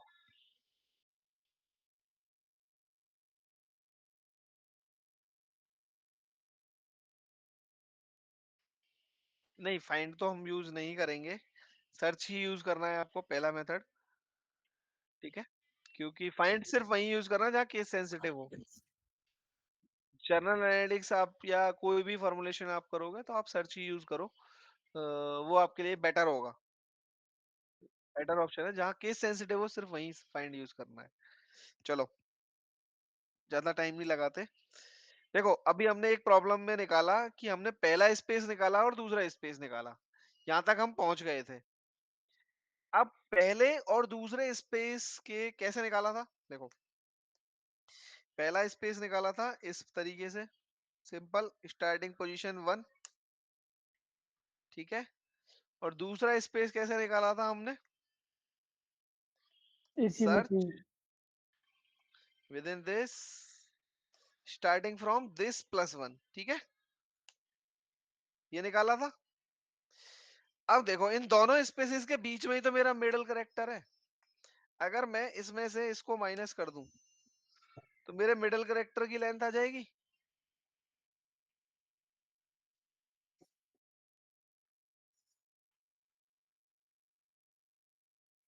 क्योंकि देखो, मिडल करेक्टर मेरा कितना है? 7, 8, 9, 10, 11, 12 और 13वें नंबर पे है। लेकिन एक चीज आपने नोट की, यहाँ 6 आ रहा है मेरा दोनों में। लेकिन मैं यहाँ पे अगर अपने करेक्टर की वैल्यू चेक करूं तो 5 ही आ रही है। मैंने माइनस तो किया है, लेकिन इस वाले में आपको +1 करना पड़ेगा, ये जेड में नहीं, वाई में। क्योंकि वो स्पेस का पोजीशन नंबर है, मेरे को नेक्स्ट से शुरू करना है, तो +1। सॉरी सॉरी, माइनस कर रहे हैं तो -1 लगाएंगे। देखो, समझ गए? क्योंकि मैं ऑलरेडी माइनस कर चुका हूं, अगर आपको प्लस करना है तो आप यहाँ पे कर दोगे। ये कर सकते हो या एंड में माइनस लगा दो, क्योंकि वहां पे ऑलरेडी हम माइनस कर रहे हैं। ठीक है, ये समझ आया? देखो, मेरे पास फाइनल नंबर आ गया ये। अब आप क्या करोगे? बड़ा सिंपल सा मिड फंक्शन लगाओगे। ये टेक्स्ट है भाई मेरा। मेरा स्टार्टिंग नंबर क्या होगा? पहला स्पेस +1। और कितने करेक्टर चाहिए मुझे? चाहिए ये। दैट्स इट, आ गया आपका। अगर आपको करेक्टर्स का वो लग रहा है तो आप ये भी चेंज कर सकते हो,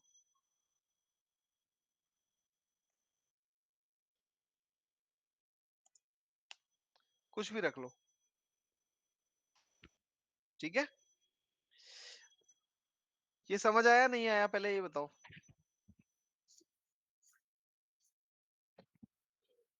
आ गया। क्योंकि ये प्रॉब्लम आती है जब हमें कई बार नेमिंग कन्वेंशन पे काम करना पड़ता है, तो वहां के लिए ये बहुत इंपॉर्टेंट है। और स्पेसिफिकली ये क्वेश्चन, जैसे अगर सपोज यहां से कहीं आप इंटरव्यू देने जाते हो तो ये क्वेश्चन सबसे ज्यादा पूछा जाता है उस केस में। और स्पेसिफिकली मेंशन होता है, separate these first middle and last name using formula, no pivot, no other method. फॉर्मूले से ही ड्राइव करना है, पूछा जाता है ये। इसलिए आपको इसका बेसिक क्लियर होना बहुत जरूरी है।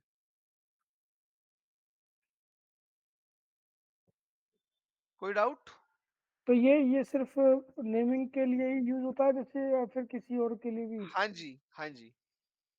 अच्छा, इसको एक क्यों एक लगाते हैं? क्योंकि जैसे कभी हमें ना फॉर्म बनाने हैं कहीं पे, जब हम वीबीए के थ्रू कुछ फॉर्म्स डिजाइन करते हैं ना, तो वहां पे किसी डेटा सेट से अगर आपको वैल्यूज पुल करनी है, तो उस फॉर्म की वैल्यूज में ये फंक्शन लगाया जाता है, जहाँ पे डायनामिकली वैल्यू पुल होके आती रहती है और आपके फॉर्म्स की पीडीएफ बनती जाती है, प्रिंटिंग। तो उस टाइप की जगह पे हमें ये फंक्शनलिटी यूज करनी पड़ती है। कॉलिंग के डेटा आता है, कस्टमर नेम वगैरह अगर हमें सेपरेट करना होता है, तो वहां हमें यूज करना पड़ता है ये। और ये दोनों केसेस में, आप दोनों की इंडस्ट्री में यूज होता है ये। जब हमें कस्टमर एनालिटिक्स करना होता है ना, कहीं पे कस्टमर बिहेवियर कैसा चल रहा है, तो वहां पे इन नेम्स का भी हमें करना पड़ता है। नेम कोई भी हो सकता है, ऐसा नहीं है कि स्पेसिफिक कस्टमर नेम आएगा, वो किसी का भी नेम हो सकता है, वहां पे सेपरेशन करके ही निकालना पड़ता है।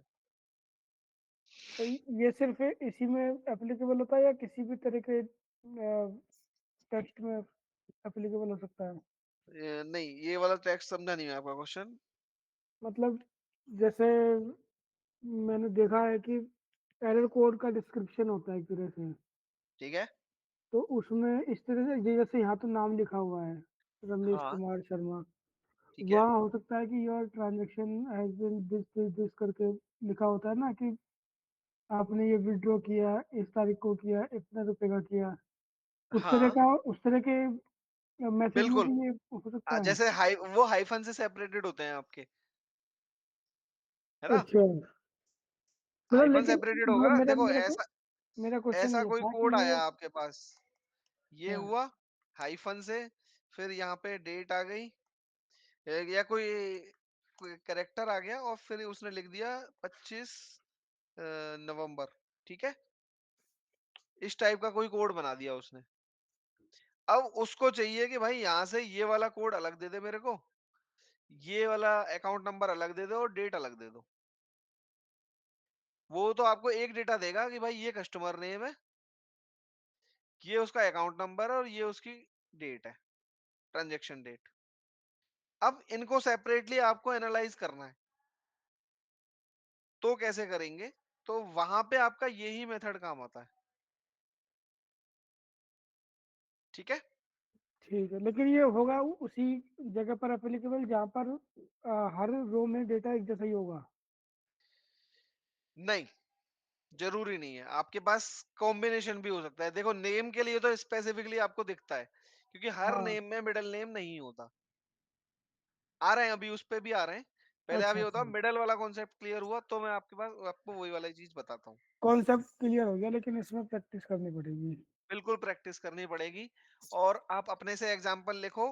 फर्स्ट नेम, मतलब ये फर्स्ट और last name and first middle और लास्ट नेम, ये आप अपने से लिखोगे बहुत सारे एग्जांपल और वहां पे ये एप्लीकेबल करोगे फॉर्मूले को। ठीक है संजय भाई, आप भी, आपको भी करना है यही। और उसमें अगर कोई प्रॉब्लम आती है, क्योंकि जरूरी नहीं है, अभी तो मैंने आपको तीन तीन का एग्जांपल दिया है कि चलो नेम के लिए तो ये आ गया, लेकिन आपका ये स्ट्रिंग वाला एग्जांपल है, इसमें ये भी हो सकता है कि भाई इसके बाद में उसने मेरे को दे दिया अमाउंट रुपीस 1200, ये भी हो सकता है। अब वो मेरे पास प्रॉब्लम स्टेटमेंट आ गई, भाई ये चारों चीजें अलग करके दे दो। उसने मेरे को चारों का सिग्निफिकेंस दे दिया। First is the customer code, second is the account number, third is the transaction date, fourth is the amount. अब ये चारों निकालने हैं, कैसे करेंगे? और यूजिंग फॉर्मूला ही करना है। तो आप इस टाइप का भी प्रॉब्लम ले सकते हो, कोई भी डायनामिक बनाओ अपने एंड से। और इस टाइप की प्रॉब्लम हो तो क्या करेंगे भाई? तीन तक तो बता दिया, चौथा निकालना हो तो क्या करेंगे? ठीक है। फिर मल्टीपल इस तरह से मिड ये सर्च वाला लगता जाएगा? बिल्कुल, बिल्कुल, सारा गेम सर्च का है। जैसे इसकी कंडीशन लगती रहती है बीच में, हाँ ऐसे ही जी, सर्च की? बिल्कुल बिल्कुल ऐसे ही सर्च की लगेगी। ये मैं कंबाइन नहीं कर रहा, ये फंक्शन आप लोग कंबाइन करोगे, अपने एंड से लिखोगे और इसका जहां भी स्टक हो, आप प्रॉब्लम पूछोगे मेरे से। ठीक है कि अच्छा यहाँ शर्मा जी, पे एक हम चीज और, हाँ एक जी, चीज बताओ। और, बताओ। ये जैसे फर्स्ट नेम आपने लेफ्ट से निकाला, हाँ, लास्ट नेम आपने राइट से निकाला, और मिड वाला मिड से निकाला, तो मिड से निकाल, ये यही तरीका है इसका, या मतलब फर्स्ट वाले को भी मिड से निकाल सकते हैं, ऐसा भी कुछ है? फर्स्ट वाले को भी आप मिड से निकाल सकते हो, बिल्कुल। देखो, मतलब हर सेल में अलग अलग ना, हमको एक ही मिड, फंक्शन, एक ही हाँ जी बिल्कुल, मिड लगाया, starting number 1, number of character कितने चाहिए, जहाँ सर्च पर किया, स्पेस आ जाए उससे स्पेस, माइनस? दिस, स्टार्टिंग 1 -1, यो आ गया। फंक्शन आप कोई भी यूज कर सकते हो, ये तो जस्ट समझाने का एक तरीका है, लेकिन इस फंक्शन का लेंथी प्रोसेस हो गया। शॉर्ट अच्छा। करने के लिए यार लेफ्ट निकालना है तो लेफ्ट से ही लेफ्ट फंक्शन यूज कर लो ना। हाँ, उसमें एक कम हो जाएगा। हाँ जी, सिर्फ उसको समझाने के लिए था ये। ठीक है। फंक्शन आप कोई भी यूज कर सकते हो, कोई बार नहीं है उसके ऊपर कि नहीं इसके लिए यही यूज करना है। ठीक है ना? ठीक है। तो इसको मैं कंबाइन नहीं कर रहा, अपने आप से छोड़ रहा हूँ, सेव कर ले रहा हूँ। इसको कंबाइन आप करोगे, ये आपकी एक्सरसाइज हो गई। हाँ, ये एक हम तो खुद से इसका बना प्रैक्टिस लेंगे। करना है और खुद से स्ट्रिंग बनानी है, और एक 4 की स्ट्रिंग बनानी है और उसको भी सेपरेट करना है। ठीक है। 2 की, 3 की, अल्फान्यूमेरिक 4 की। स्ट्रिंग बनाओ अपने एंड से और उनको सेपरेट करके देखो कि वो कैसे आ रही हैं। ठीक है? चलो, ये कॉन्सेप्ट हो गया, फाइंड सर्च समझ लिया हमने। आगे चलते हैं। आगे हम देखते हैं कोई और इम्पोर्टेंट फंक्शन जो अभी कवर करें। नहीं, सब हो गए। कुछ फंक्शन हम सेकंड मॉड्यूल में ही कवर करेंगे। अब हम आते हैं अपने नेक्स्ट मॉड्यूल के ऊपर, जो है पिवट टेबल्स। ठीक है? पिवट टेबल्स क्या करता है, जो भी कोई एक डेटा है मेरे पास सपोज, ठीक है, तो पिवट टेबल हमारे किस काम आता है? पिवट टेबल हमारे किसी भी डेटा की, अगर मेरे को समरी क्रिएट करनी है तो पिवट उसके काम आता है। ठीक है?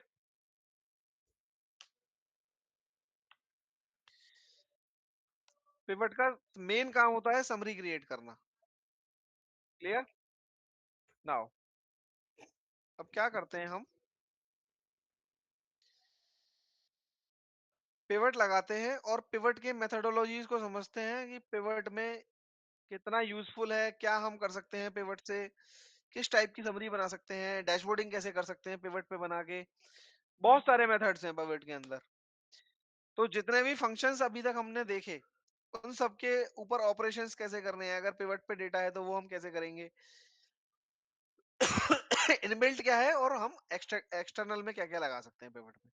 ठीक है? क्विकली इसको रन करते हैं। देखो, पिवट लगाने का सबसे आसान मेथड होता है, आपको जिस भी डेटा पे लगाना पिवट ऑटोमेटिकली रेंज सेलेक्ट कर लेता है। ठीक है?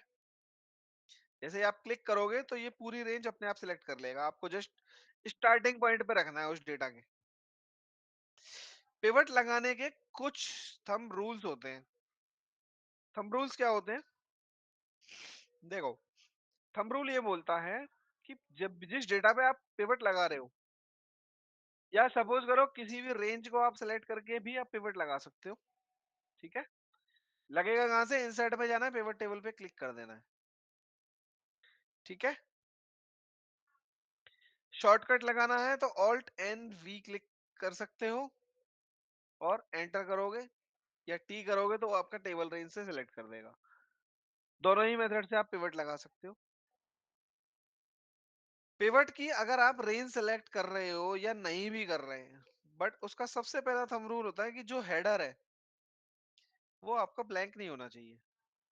जैसे मैंने ये ब्लैंक कर दिया तो ये सिलेक्शन में ही नहीं आएगा सबसे पहला। तो अगर यहाँ रख के भी आप पिवट रन करना चाहोगे ना,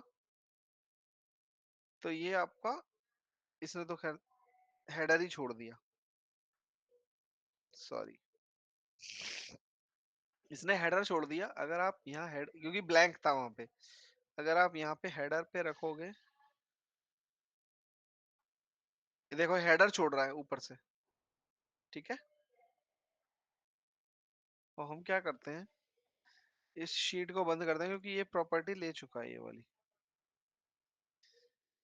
तो हमारे पास जो हेडर है वो ब्लैंक नहीं होना चाहिए। सबसे पहला रूल मेरा यही बोलता है पिवट को रन लगाने का। अगर वो ब्लैंक होगा तो आपके पास एक एरर आ जाएगा।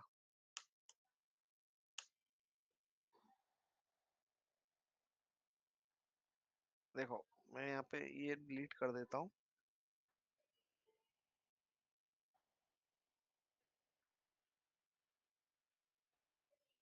क्या कर रहा है भाई, हेडर छोड़ देता है ना।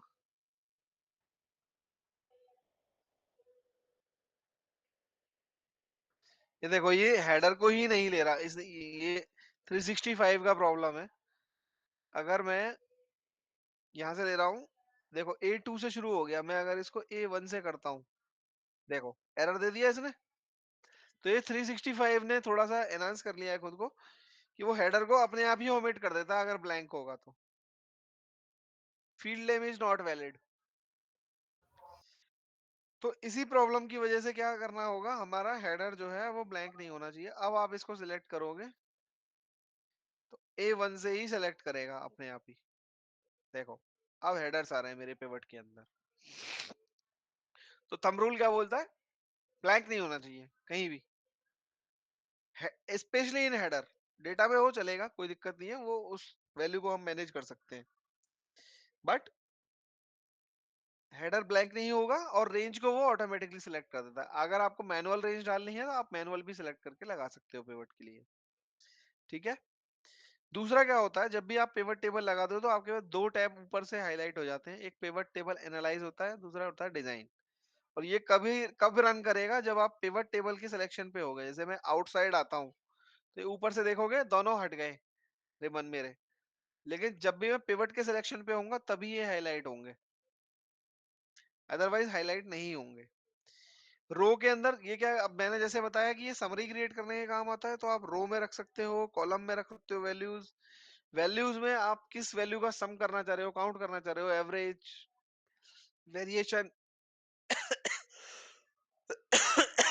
एनीथिंग, आप कुछ भी कर सकते हो जो आपको रिक्वायर्ड है। यहाँ तक क्लियर है। हाँ जी।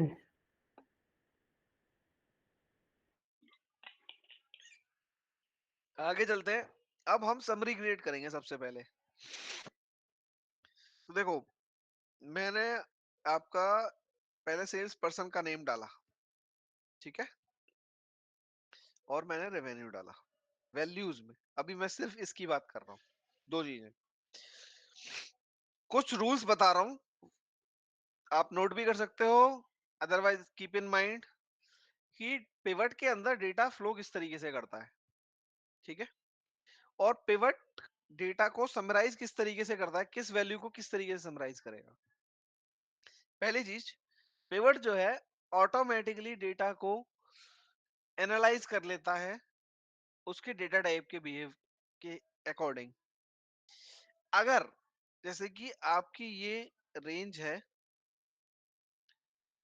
ये न्यूमेरिक नंबर्स हैं सारे, देखो यहाँ पे आप देखोगे, अगर मैंने यहाँ सम काउंट ऑन कर रखा है तो ये एवरेज काउंट सम सब बताता है। इससे क्या पता चलता है हमें कि इस कॉलम के अंदर कोई भी टेक्स्ट वैल्यू नहीं है, सारी न्यूमेरिक है, इसीलिए वो सम बता रहा है। अगर मैं किसी भी वैल्यू को यहाँ पे क्यू क्यू क्यू कर देता हूँ सपोज, तो ये मेरे को सम दिखाना बंद कर देगा। यहाँ पे ये दिखा रहा है अभी भी, बट प्रॉपर्टी क्या बोलती है, ये सम नहीं दिखाएगा। ठीक है। जैसा कि हम यहाँ करते हैं, और मैं इस रेवेन्यू को हटाता हूँ यहाँ से। ठीक है। ये 365 क्या है, थोड़ा सा एडवांस कर दिया इन्होंने। देखो पहले मैं इस रेवेन्यू को लगा रहा था तो इसने सम बताया था बाय डिफॉल्ट, लेकिन मैंने रिफ्रेश करके जैसे ही डाला तो इसने बता दिया मुझे काउंट बाय डिफॉल्ट। ठीक है। अब मैं यहाँ जाके देखूंगा, इस क्यू क्यू क्यू को मैं पहले वाले नंबर पे कर देता हूँ। ठीक है, कर दिया नंबर। अपने पिवट को किया रिफ्रेश, और इस रेवेन्यू को अब मैं दोबारा लगाऊंगा, तो देखो ये सम बता रहा है मेरे को। तो अगर कोई भी टेक्स्ट वैल्यू किसी कॉलम में अवेलेबल है तो उसका सम में मेरे को फोर्सफुली डालना पड़ेगा, डिफॉल्ट फॉर्मेटिंग में नहीं आएगा। पहली चीज, क्योंकि टेक्स्ट वैल्यूज का काउंट कर सकते हैं, सब नहीं कर सकते। और उसके अंदर एक भी टेक्स्ट है तो बाय डिफॉल्ट उसका डेटा टाइप जो है वो टेक्स्ट में कन्वर्ट हो जाएगा, क्योंकि अल्फा न्यूमेरिक टाइप की स्ट्रिंग में उसको देखेगा वो, ना कि न्यूमेरिक स्ट्रिंग में देखेगा। ठीक है। अगर जैसे यहाँ प्रोडक्ट नेम है, प्रोडक्ट को अगर मैं वैल्यूज में डालता हूँ तो वो बाय डिफॉल्ट काउंट लेगा, क्योंकि प्रोडक्ट का डेटा टाइप जो है मेरे पास यहाँ पे टेक्स्ट है। तो हर टेक्स्ट वैल्यू का बाय डिफॉल्ट काउंट आता है, और अगर न्यूमेरिक वैल्यू है तो उसका सम आता है। अगर मैं यहाँ पे ए कर देता हूँ और इसको रिफ्रेश करता हूँ, देखो यहाँ पे अभी वो सम चल रहा है, लेकिन इस रेवेन्यू को हटाते हैं, रिफ्रेश करते हैं, और अब इस रेवेन्यू को डालते हैं, तो देखो काउंट आ गया। लेकिन अगर मुझे सम करना है तो आप क्या करोगे, यहाँ पे इस एरो पे क्लिक करोगे जस्ट कॉर्नर पे, और वैल्यू फील्ड सेटिंग में जाना है और इसको सम कर दोगे, तो ये उस ए को छोड़ के बाकी सबका सम कर देगा। देखो टोटल कितना है, 549138, 549138। अब मैं इसको 194 कर देता हूँ वापस, और इसको रिफ्रेश कर देता हूँ, हो गया चेंज। ये बात समझ आई? हाँ जी। तो सम मतलब सम और काउंट किस तरीके से आएंगे, ये हुआ उसका बेसिक। अब आती है कॉलम्स में कौन सी वैल्यूज जाती हैं। देखो कॉलम्स में अब हमने दो वैल्यूज लगानी है, उससे पहले आते हैं एक ही वैल्यू लगाते हैं। देखो जब तक सिंगल वैल्यू वैल्यू में रहेगी तब तक यहाँ कॉलम्स में कुछ नहीं आएगा, जब मल्टीपल हो जाते हैं तो एक समेशन वाला एक सिग्नेचर आ जाता है उसके अंदर, ठीक है। तब तक आप कुछ भी ड्राइव कर सकते हो। मैंने कॉलम में डाल दिया ज्योग्राफी, यानी कि यहाँ पे जो भी कॉन्टिनेंट है मेरे, वो कॉन्टिनेंट डाल दिए। यहाँ पे मैंने सेल्स परसेंट डाल दिया, और अगर मैं इनमें देखना चाहता हूँ कि काउंट भी कितना है, तो मैं दूसरे में काउंट डालूंगा। तो यहाँ देखो हर एक का सम और काउंट डिफाइन हो गया। एशिया में सम काउंट इतना है, ऑस्ट्रेलिया में सम काउंट इतना है, लेकिन मुझे समरी को फ्लिप करना है। समरी फ्लिप कैसे चाहिए, कि मुझे कॉन्टिनेंट वाइज सम चाहिए और कॉन्टिनेंट वाइज काउंट चाहिए। अभी अगर मैं इसको कॉपी पेस्ट करूंगा कहीं पे, तो मुझे कॉलम्स को कट पेस्ट करना पड़ेगा अलग अलग, ठीक है। समझ रहे हो ये बात, कि मुझे काउंट सेपरेट चाहिए और सम सेपरेट चाहिए। तो अभी के केस में अगर मैं इसको कॉपी पेस्ट करूंगा तो क्या करना पड़ेगा, स्वाइप करना पड़ेगा, ठीक है। लेकिन यहीं पे क्या होता है, आप इस वैल्यूज को अगर ड्रैग ड्रैग एंड ड्रॉप करते हो, मतलब एडजस्ट करते हो, कि पहले वैल्यूज आए फिर ज्योग्राफी, तो देखो सम सेपरेट हो गया और काउंट सेपरेट हो गया। पहले अभी तक क्या आ रहा था, पहले ज्योग्राफी आ रही थी फिर वैल्यूज आ रही थी, लेकिन प्रायोरिटी है कि यहाँ पे भी देखो दो लेयर हो गई हैं। मैंने इस लेयर को ही चेंज कर दिया, तो आपका ये भी फ्लिप हो गया समरी। क्लियर?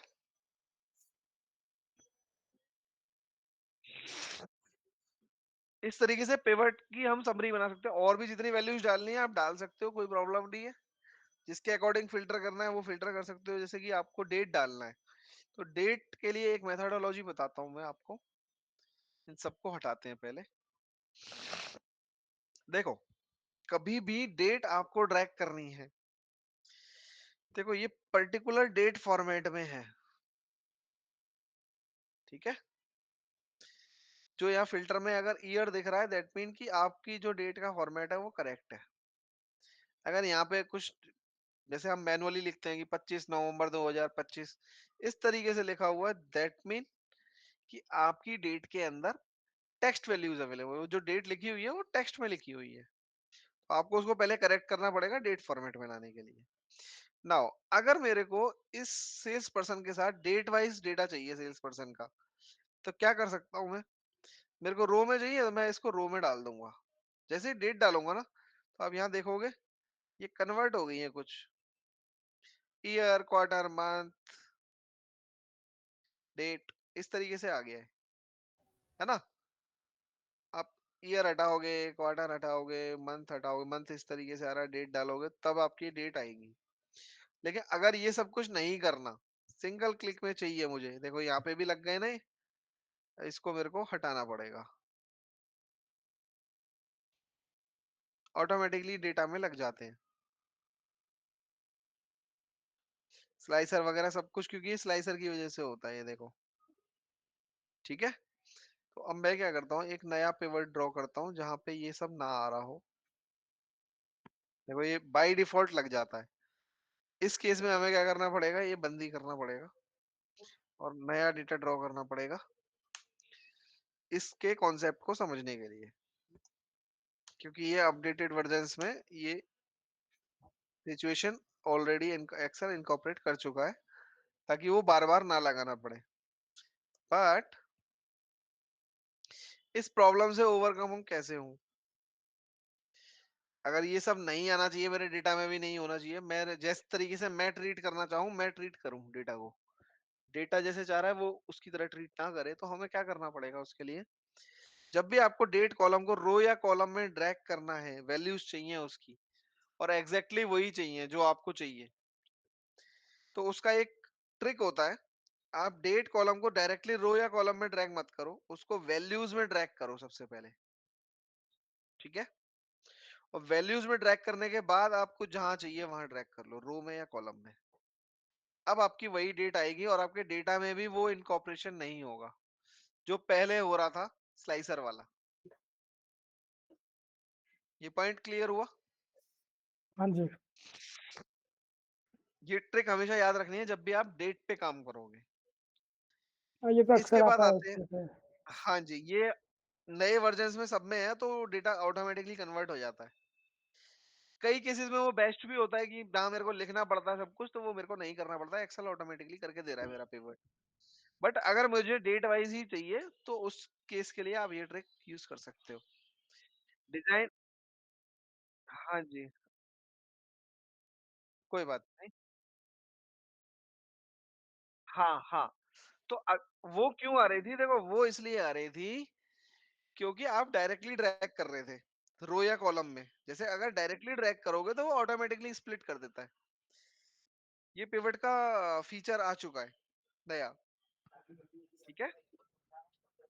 लेकिन अगर आपको सिर्फ डेट चाहिए, कई केसेस में ऐसा होता है कि मुझे यार ये क्वार्टर वाटर ये नेमिंग कन्वेंशन नहीं चाहिए स्लाइसर वाली, तो उस केस के लिए हम क्या करेंगे?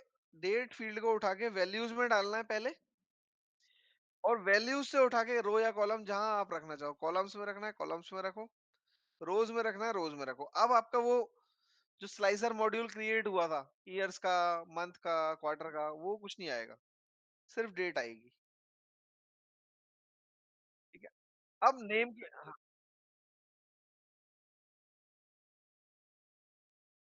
देखो अब वो क्वार्टर वगैरह में चाहिए उसके लिए हमारे पास ऑप्शन है।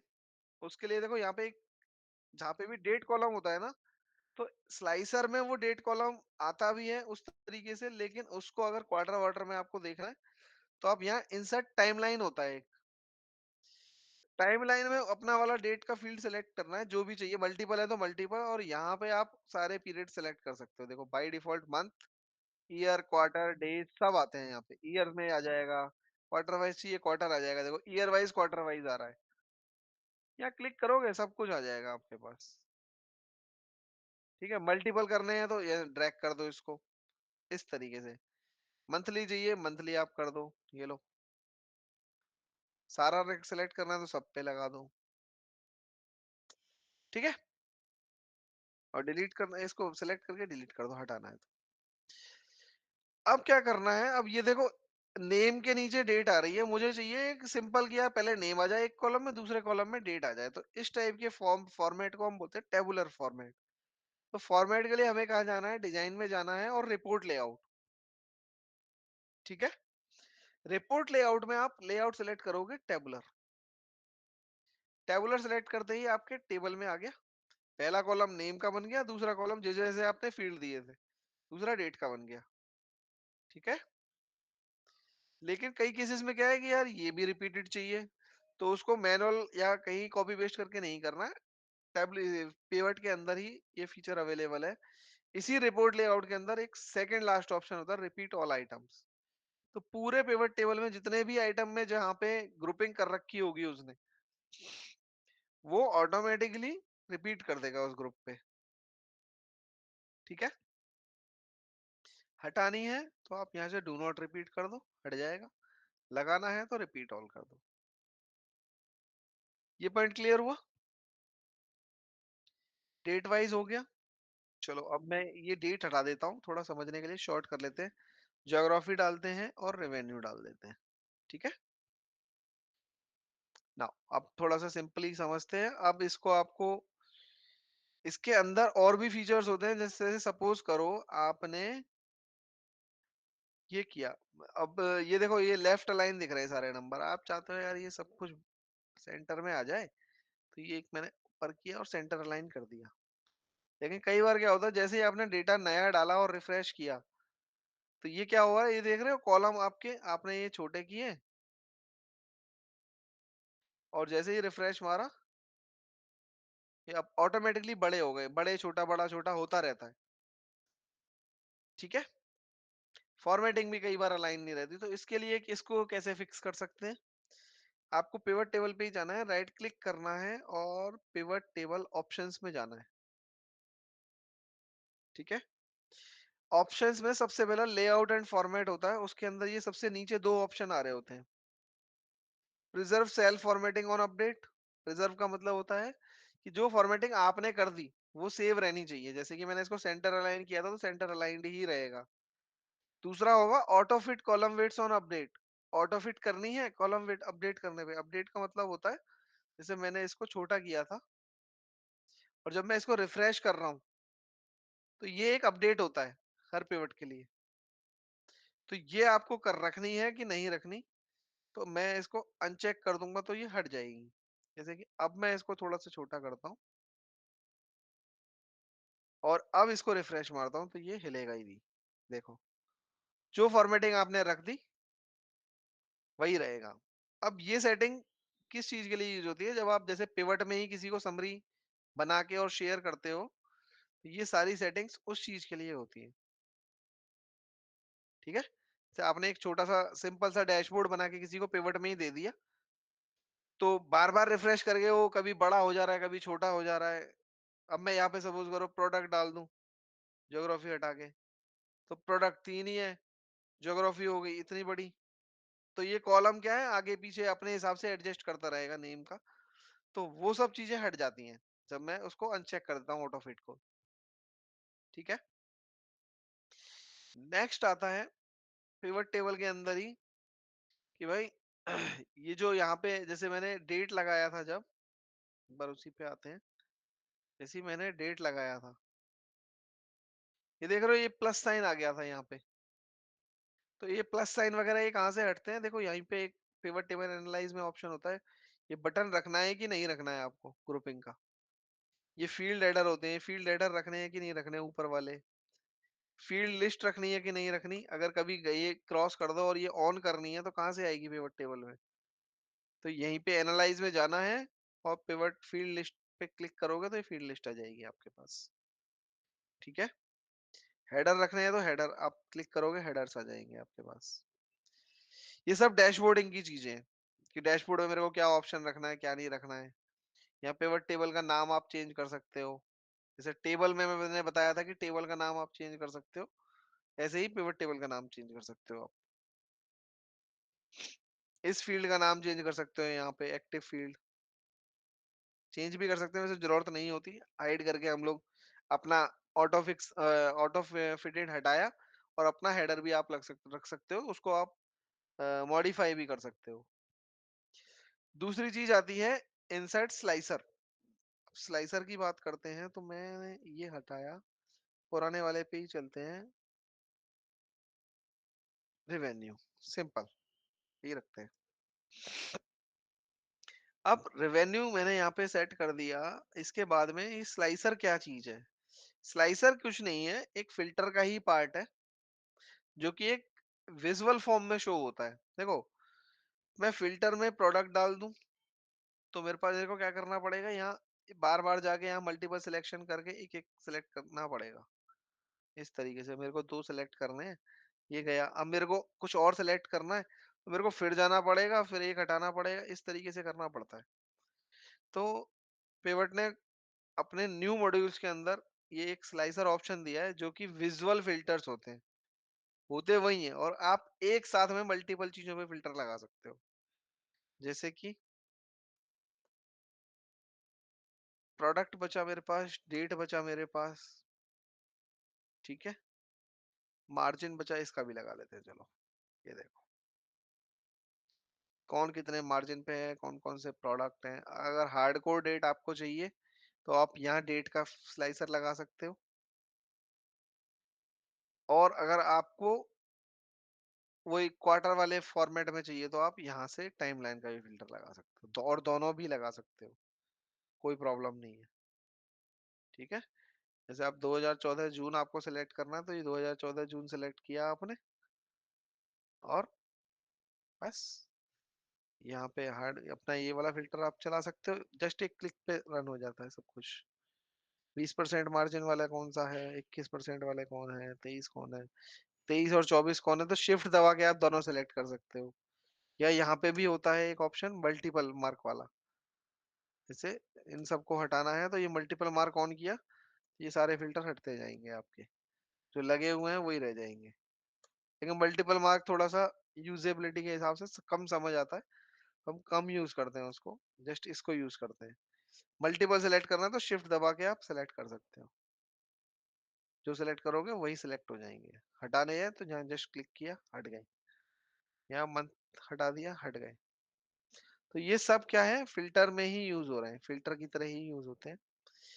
इन स्लाइसर्स की भी अपनी सेटिंग्स होती हैं। अगर कोई स्लाइसर आप सिलेक्ट करते हो, देखो यहाँ स्लाइसर का एक टैब ओपन हो जाता है, यहाँ पे आप स्लाइसर की सेटिंग कर सकते हो। स्लाइसर सेटिंग यानी कि अगर कोई है डेटा आपको आपने हटाया, अपने रॉ डेटा में से कोई रो हटाई, और वो आपको स्लाइसर में बाय डिफॉल्ट दिखेगी। अगर आपको वो हटानी है तो आपको hide items with no data कर दोगे तो आपके स्लाइसर से भी हट जाएगा।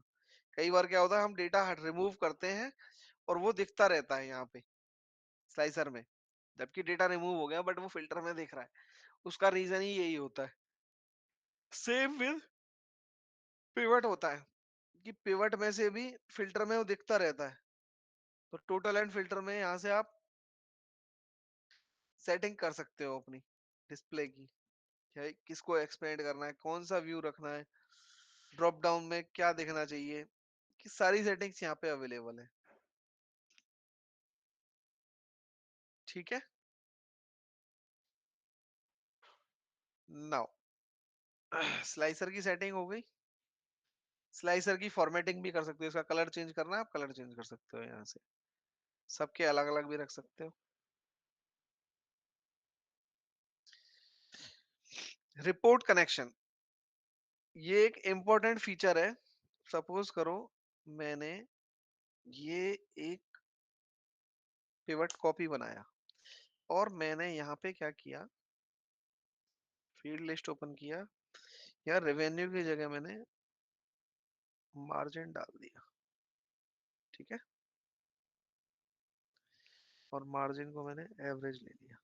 ठीक है, नाउ क्या करते हैं, अब देखो, अब इस स्लाइसर पे मैं गया, और स्लाइसर पे जाने के बाद आप रिपोर्ट कनेक्शन करोगे। देखो इस पिवट का नाम सबसे पहले आपको पता होगा, पिवट टेबल 6, और ये है पिवट टेबल 5। आप स्लाइसर में जाते हैं, रिपोर्ट कनेक्शन, देखो यहाँ पे आ रहा है पिवट 5 और पिवट 6 दोनों में कनेक्टेड है ये। मैं ये चाहता हूं कि सिर्फ पिवट 5 में ही ये वाला स्लाइसर रन हो, तो पिवट 5 में आप कर दोगे ओके। ये वाले की सेटिंग सेम, आप इंडिविजुअल फिल्टर ये भी पिवट 5 में ही रन हो। ओ सॉरी, ये दोनों से हट गया, इसको एक में रखते हैं, पिवट 5 में रखेंगे। डेट दोनों में डाल रखी है। अच्छा, ये दोनों में कनेक्टेड है। मार्जिन, इसको भी मैं हटा देता हूँ, मार्जिन तो मैंने वैल्यूज ही ले रखी है, तो पिवट 5 में ही रखूंगा बस खाली, और ये दोनों में चलेगा। ठीक है, रिपोर्ट कनेक्शन ये दोनों में रखता हूँ मैं। अब देखो, जब मैं यहाँ हार्डवेयर सेलेक्ट करूंगा तो देखो ऊपर वाला पिवट चेंज हो रहा है, नीचे वाले में कोई चेंजेस नहीं हो रहे। लेकिन मैं यहाँ अगर सितंबर करता हूँ तो देखो दोनों चेंज हो रहे हैं। देखा, ये क्लियर हुआ कि ये सेटिंग्स किस तरीके से रन करनी है हमें, पिवट की और स्लाइसर की लिंकेज किस तरीके से होती है, और इन सेटिंग्स को हम कैसे रन कर सकते हैं। ये समझ आ गई? देखो इसी टाइप से हाँ कई जी। सारे स्लाइसिंग ऑप्शंस हैं। अब आपको क्या करना है, आपको वो यूज़ करने हैं या डिज़ाइन में से डिज़ाइन चूज़, इन सब से क्या होता है ये आप सब चेक करोगे खुद से, ठीक है? अब हम नेक्स्ट क्लास में क्या है, इसके कुछ कैलकुलेटेड मेथड्स जो होते हैं पिवट के, उनको ट्राई करेंगे, उनको समझेंगे, ग्रुपिंग कैसे करते हैं, जो हमने आज की जो स्टेटमेंट समझी हैं, उनको समझेंगे, कि वो पिवट से कैसे होती हैं। टेक्स्ट नंबर को वैल्यूज़ में कैसे कन्वर्ट कर सकते हैं। वो सारी चीज़ें जो एप्लीकेबल एप्लीकेशन प्लस कैलकुलेशन जो है, उनको यूज़ करेंगे। अभी जो है हम सिर्फ क्लिकेबल मेथड्स को यूज़ किया है, ठीक है? इसके साथ आपका पिवट भी खत्म हो जाएगा। कोई डाउट आज जो बताया उसमें? नहीं। ठीक है। तो इसको मैं तो बंद कर देता हूँ। आप लोगों को आपको प्रॉब्लम पता चल गया अपना क्या क्वेश्चन आपको ट्राई करना है, क्या करना है?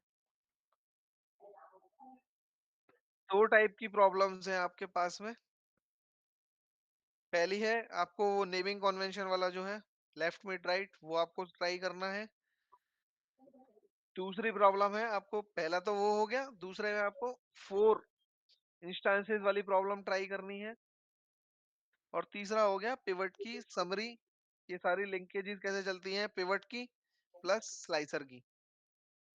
समरी बनाते हैं, मल्टीपल टाइप जॉइन कर लेते हैं, या मल्टीपल पिवट्स हैं उनको किस तरीके से डैशबोर्ड के लिए हम ट्राई रन कर सकते हैं यूजिंग स्लाइसर। कोई फिल्टर किसी में लगाना है, कोई किसी में लगाना है, तो वो कैसे चलेगा।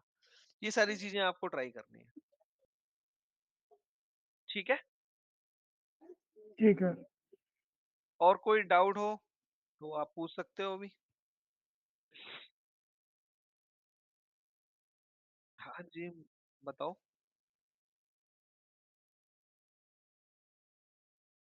हाँ हाँ हाँ हाँ, बताओ। बस लेकिन आपको जो मैं बताता जा रहा हूँ वो प्रैक्टिस जरूर करना है, अदरवाइज भूल जाओगे आप लोग। हाँ जी, आ गया।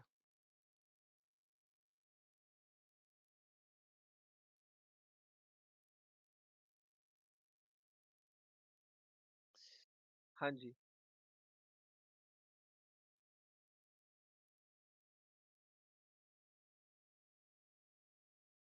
ठीक है, ठीक है। हाँ, ठीक है,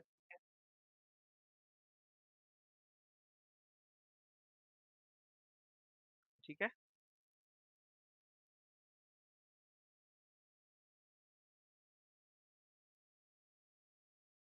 ठीक है।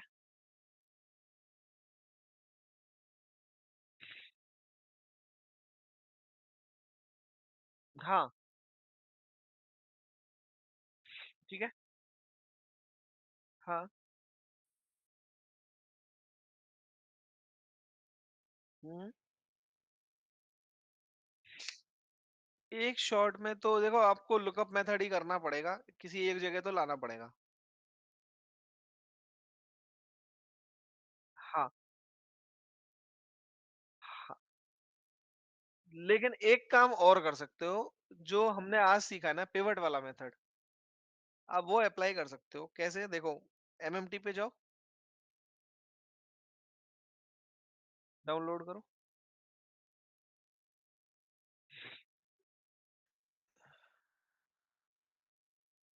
देखो, सबसे पहले ना हमें फॉर्मेट समझना आना चाहिए डेटा का, कि डेटा का फॉर्मेट क्या बोल रहा है। कॉमन चीज़ें क्या हैं डेटा के अंदर, ठीक है? डाउनलोड नहीं हुआ, अभी वो हो गया।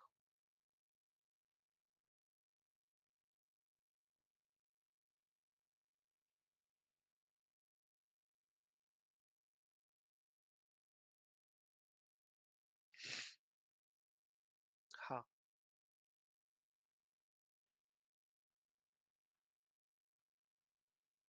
ये आ गई। हाँ, पिवट से हो जाएगा। एक जगह जस्ट आपको पेस्ट मारना है।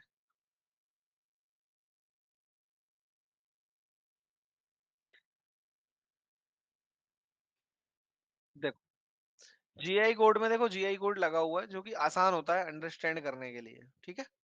ये वो न्यूमेरिक वैल्यू है। एमएमटी वाली शीट पे जाओ, एमएमटी वाली शीट में कौन-सा कोड आता है? एमएमटी कोड आता होगा ऑब्वियसली।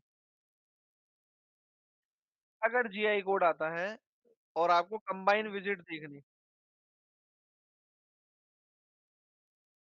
इसमें आ रहा है, हाँ, ठीक है। ये दोनों कोड कॉमन है ना, आप क्या करो, देखो यहाँ से उठाओ सिंपल, कुछ मत करो। किसी से भी उठा लो, एक नई शीट खोलो, इसी में खोल लो, उसी में खोल लो। हाँ, एक और नई शीट खोलो। अब जाओ एमएमटी वाली पे जाओ पहले। यहाँ से होटल कोड का कॉलम उठाओ। हाँ, कॉपी डालो इस नई शीट पे और नेक्स्ट कॉलम में वो डे वाइज़ 1 से 12 की विजिट जो है, वो सारा कॉलम उठा लो, एक साथ। 1 से 12 13 तक है ना? 13 तक है, 13 तक उठा लो। बस, कॉपी, पेस्ट कर दो। हाँ जी। अब नीचे आ जाओ, इसी में ही। हाँ, डाउन। बस यहाँ ए 139 वाले पे आ जाओ, 139 234 पे। हाँ, लेफ्ट पे आ जाओ। अब आपको क्या करना है, अब जीआई वाले में जाओ। इसके नीचे सेम फॉर्मेट में डेटा पेस्ट कर दो। पहले कोट्स और उसके बाद 1 से 13 का डेटा। हेडर रहने दो, अब सिर्फ हाँ, आपको सेल सेलेक्ट करनी है अब। बिल्कुल, कॉपी, पेस्ट, हाँ, और वहाँ पे भी डेटा 1 से 13। हाँ जी, बस कॉपी और पेस्ट। बस इसको सेव करो उठा के होटल कोड पे और पिवट खींच दो डे वाइज। सम होके आ जाएगा आपके पास दोनों का। काम खत्म, और क्या। अगर सपोज करो एमएमटी कोड आता तो आप उस एमएमटी कोड के अगेंस्ट जीआई कोड लगाते और सेम मेथड अप्लाई करते। हाँ जी। और अगर आपको यहाँ पे भी चाहिए कि भाई एमएमटी जीआई का स्प्लिट मैं एक साथ चेक कर सकूं, तो इसमें जब कोड पेस्ट कर रहे हो तो उसके आगे एक के आगे लिख देना है जीआई, एक के आगे लिख देना है एमएमटी। तो वो भी फिल्टर में आ जाएगा और फिल्टर अप्लाई करके दोनों का ट्रेंड भी चेक कर सकते हो। बस आपको जितने दिन का चाहिए वो उठा के सम मारते जाओ यहाँ पे, या वहां पे कैलकुलेटेड कॉलम बना लो डेटा में कि जैसे आपको मंथ वाइज चाहिए, सपोज करो मंथ वाइज डेटा है और हर क्वार्टर का चाहिए, तो वहां पे क्वार्टर वाइज कॉलम बनाओ, उनको पिवट में डालो और Q1 Q2 Q3 Q4 और उनका ट्रेंड यहाँ पे होटल वाइज ड्रॉ कर दो। बात खत्म, बन गया। बस अपने वैल्यूज में डालते जाओ, यहाँ पे आता जाएगा आपके कॉलम में। कोई चक्कर ही नहीं है, कोई कुछ नहीं करेगा, बस आपको सम करके दे देगा। इसी तरीके से आप मंथ क्वार्टर किसी पे भी कर सकते हो।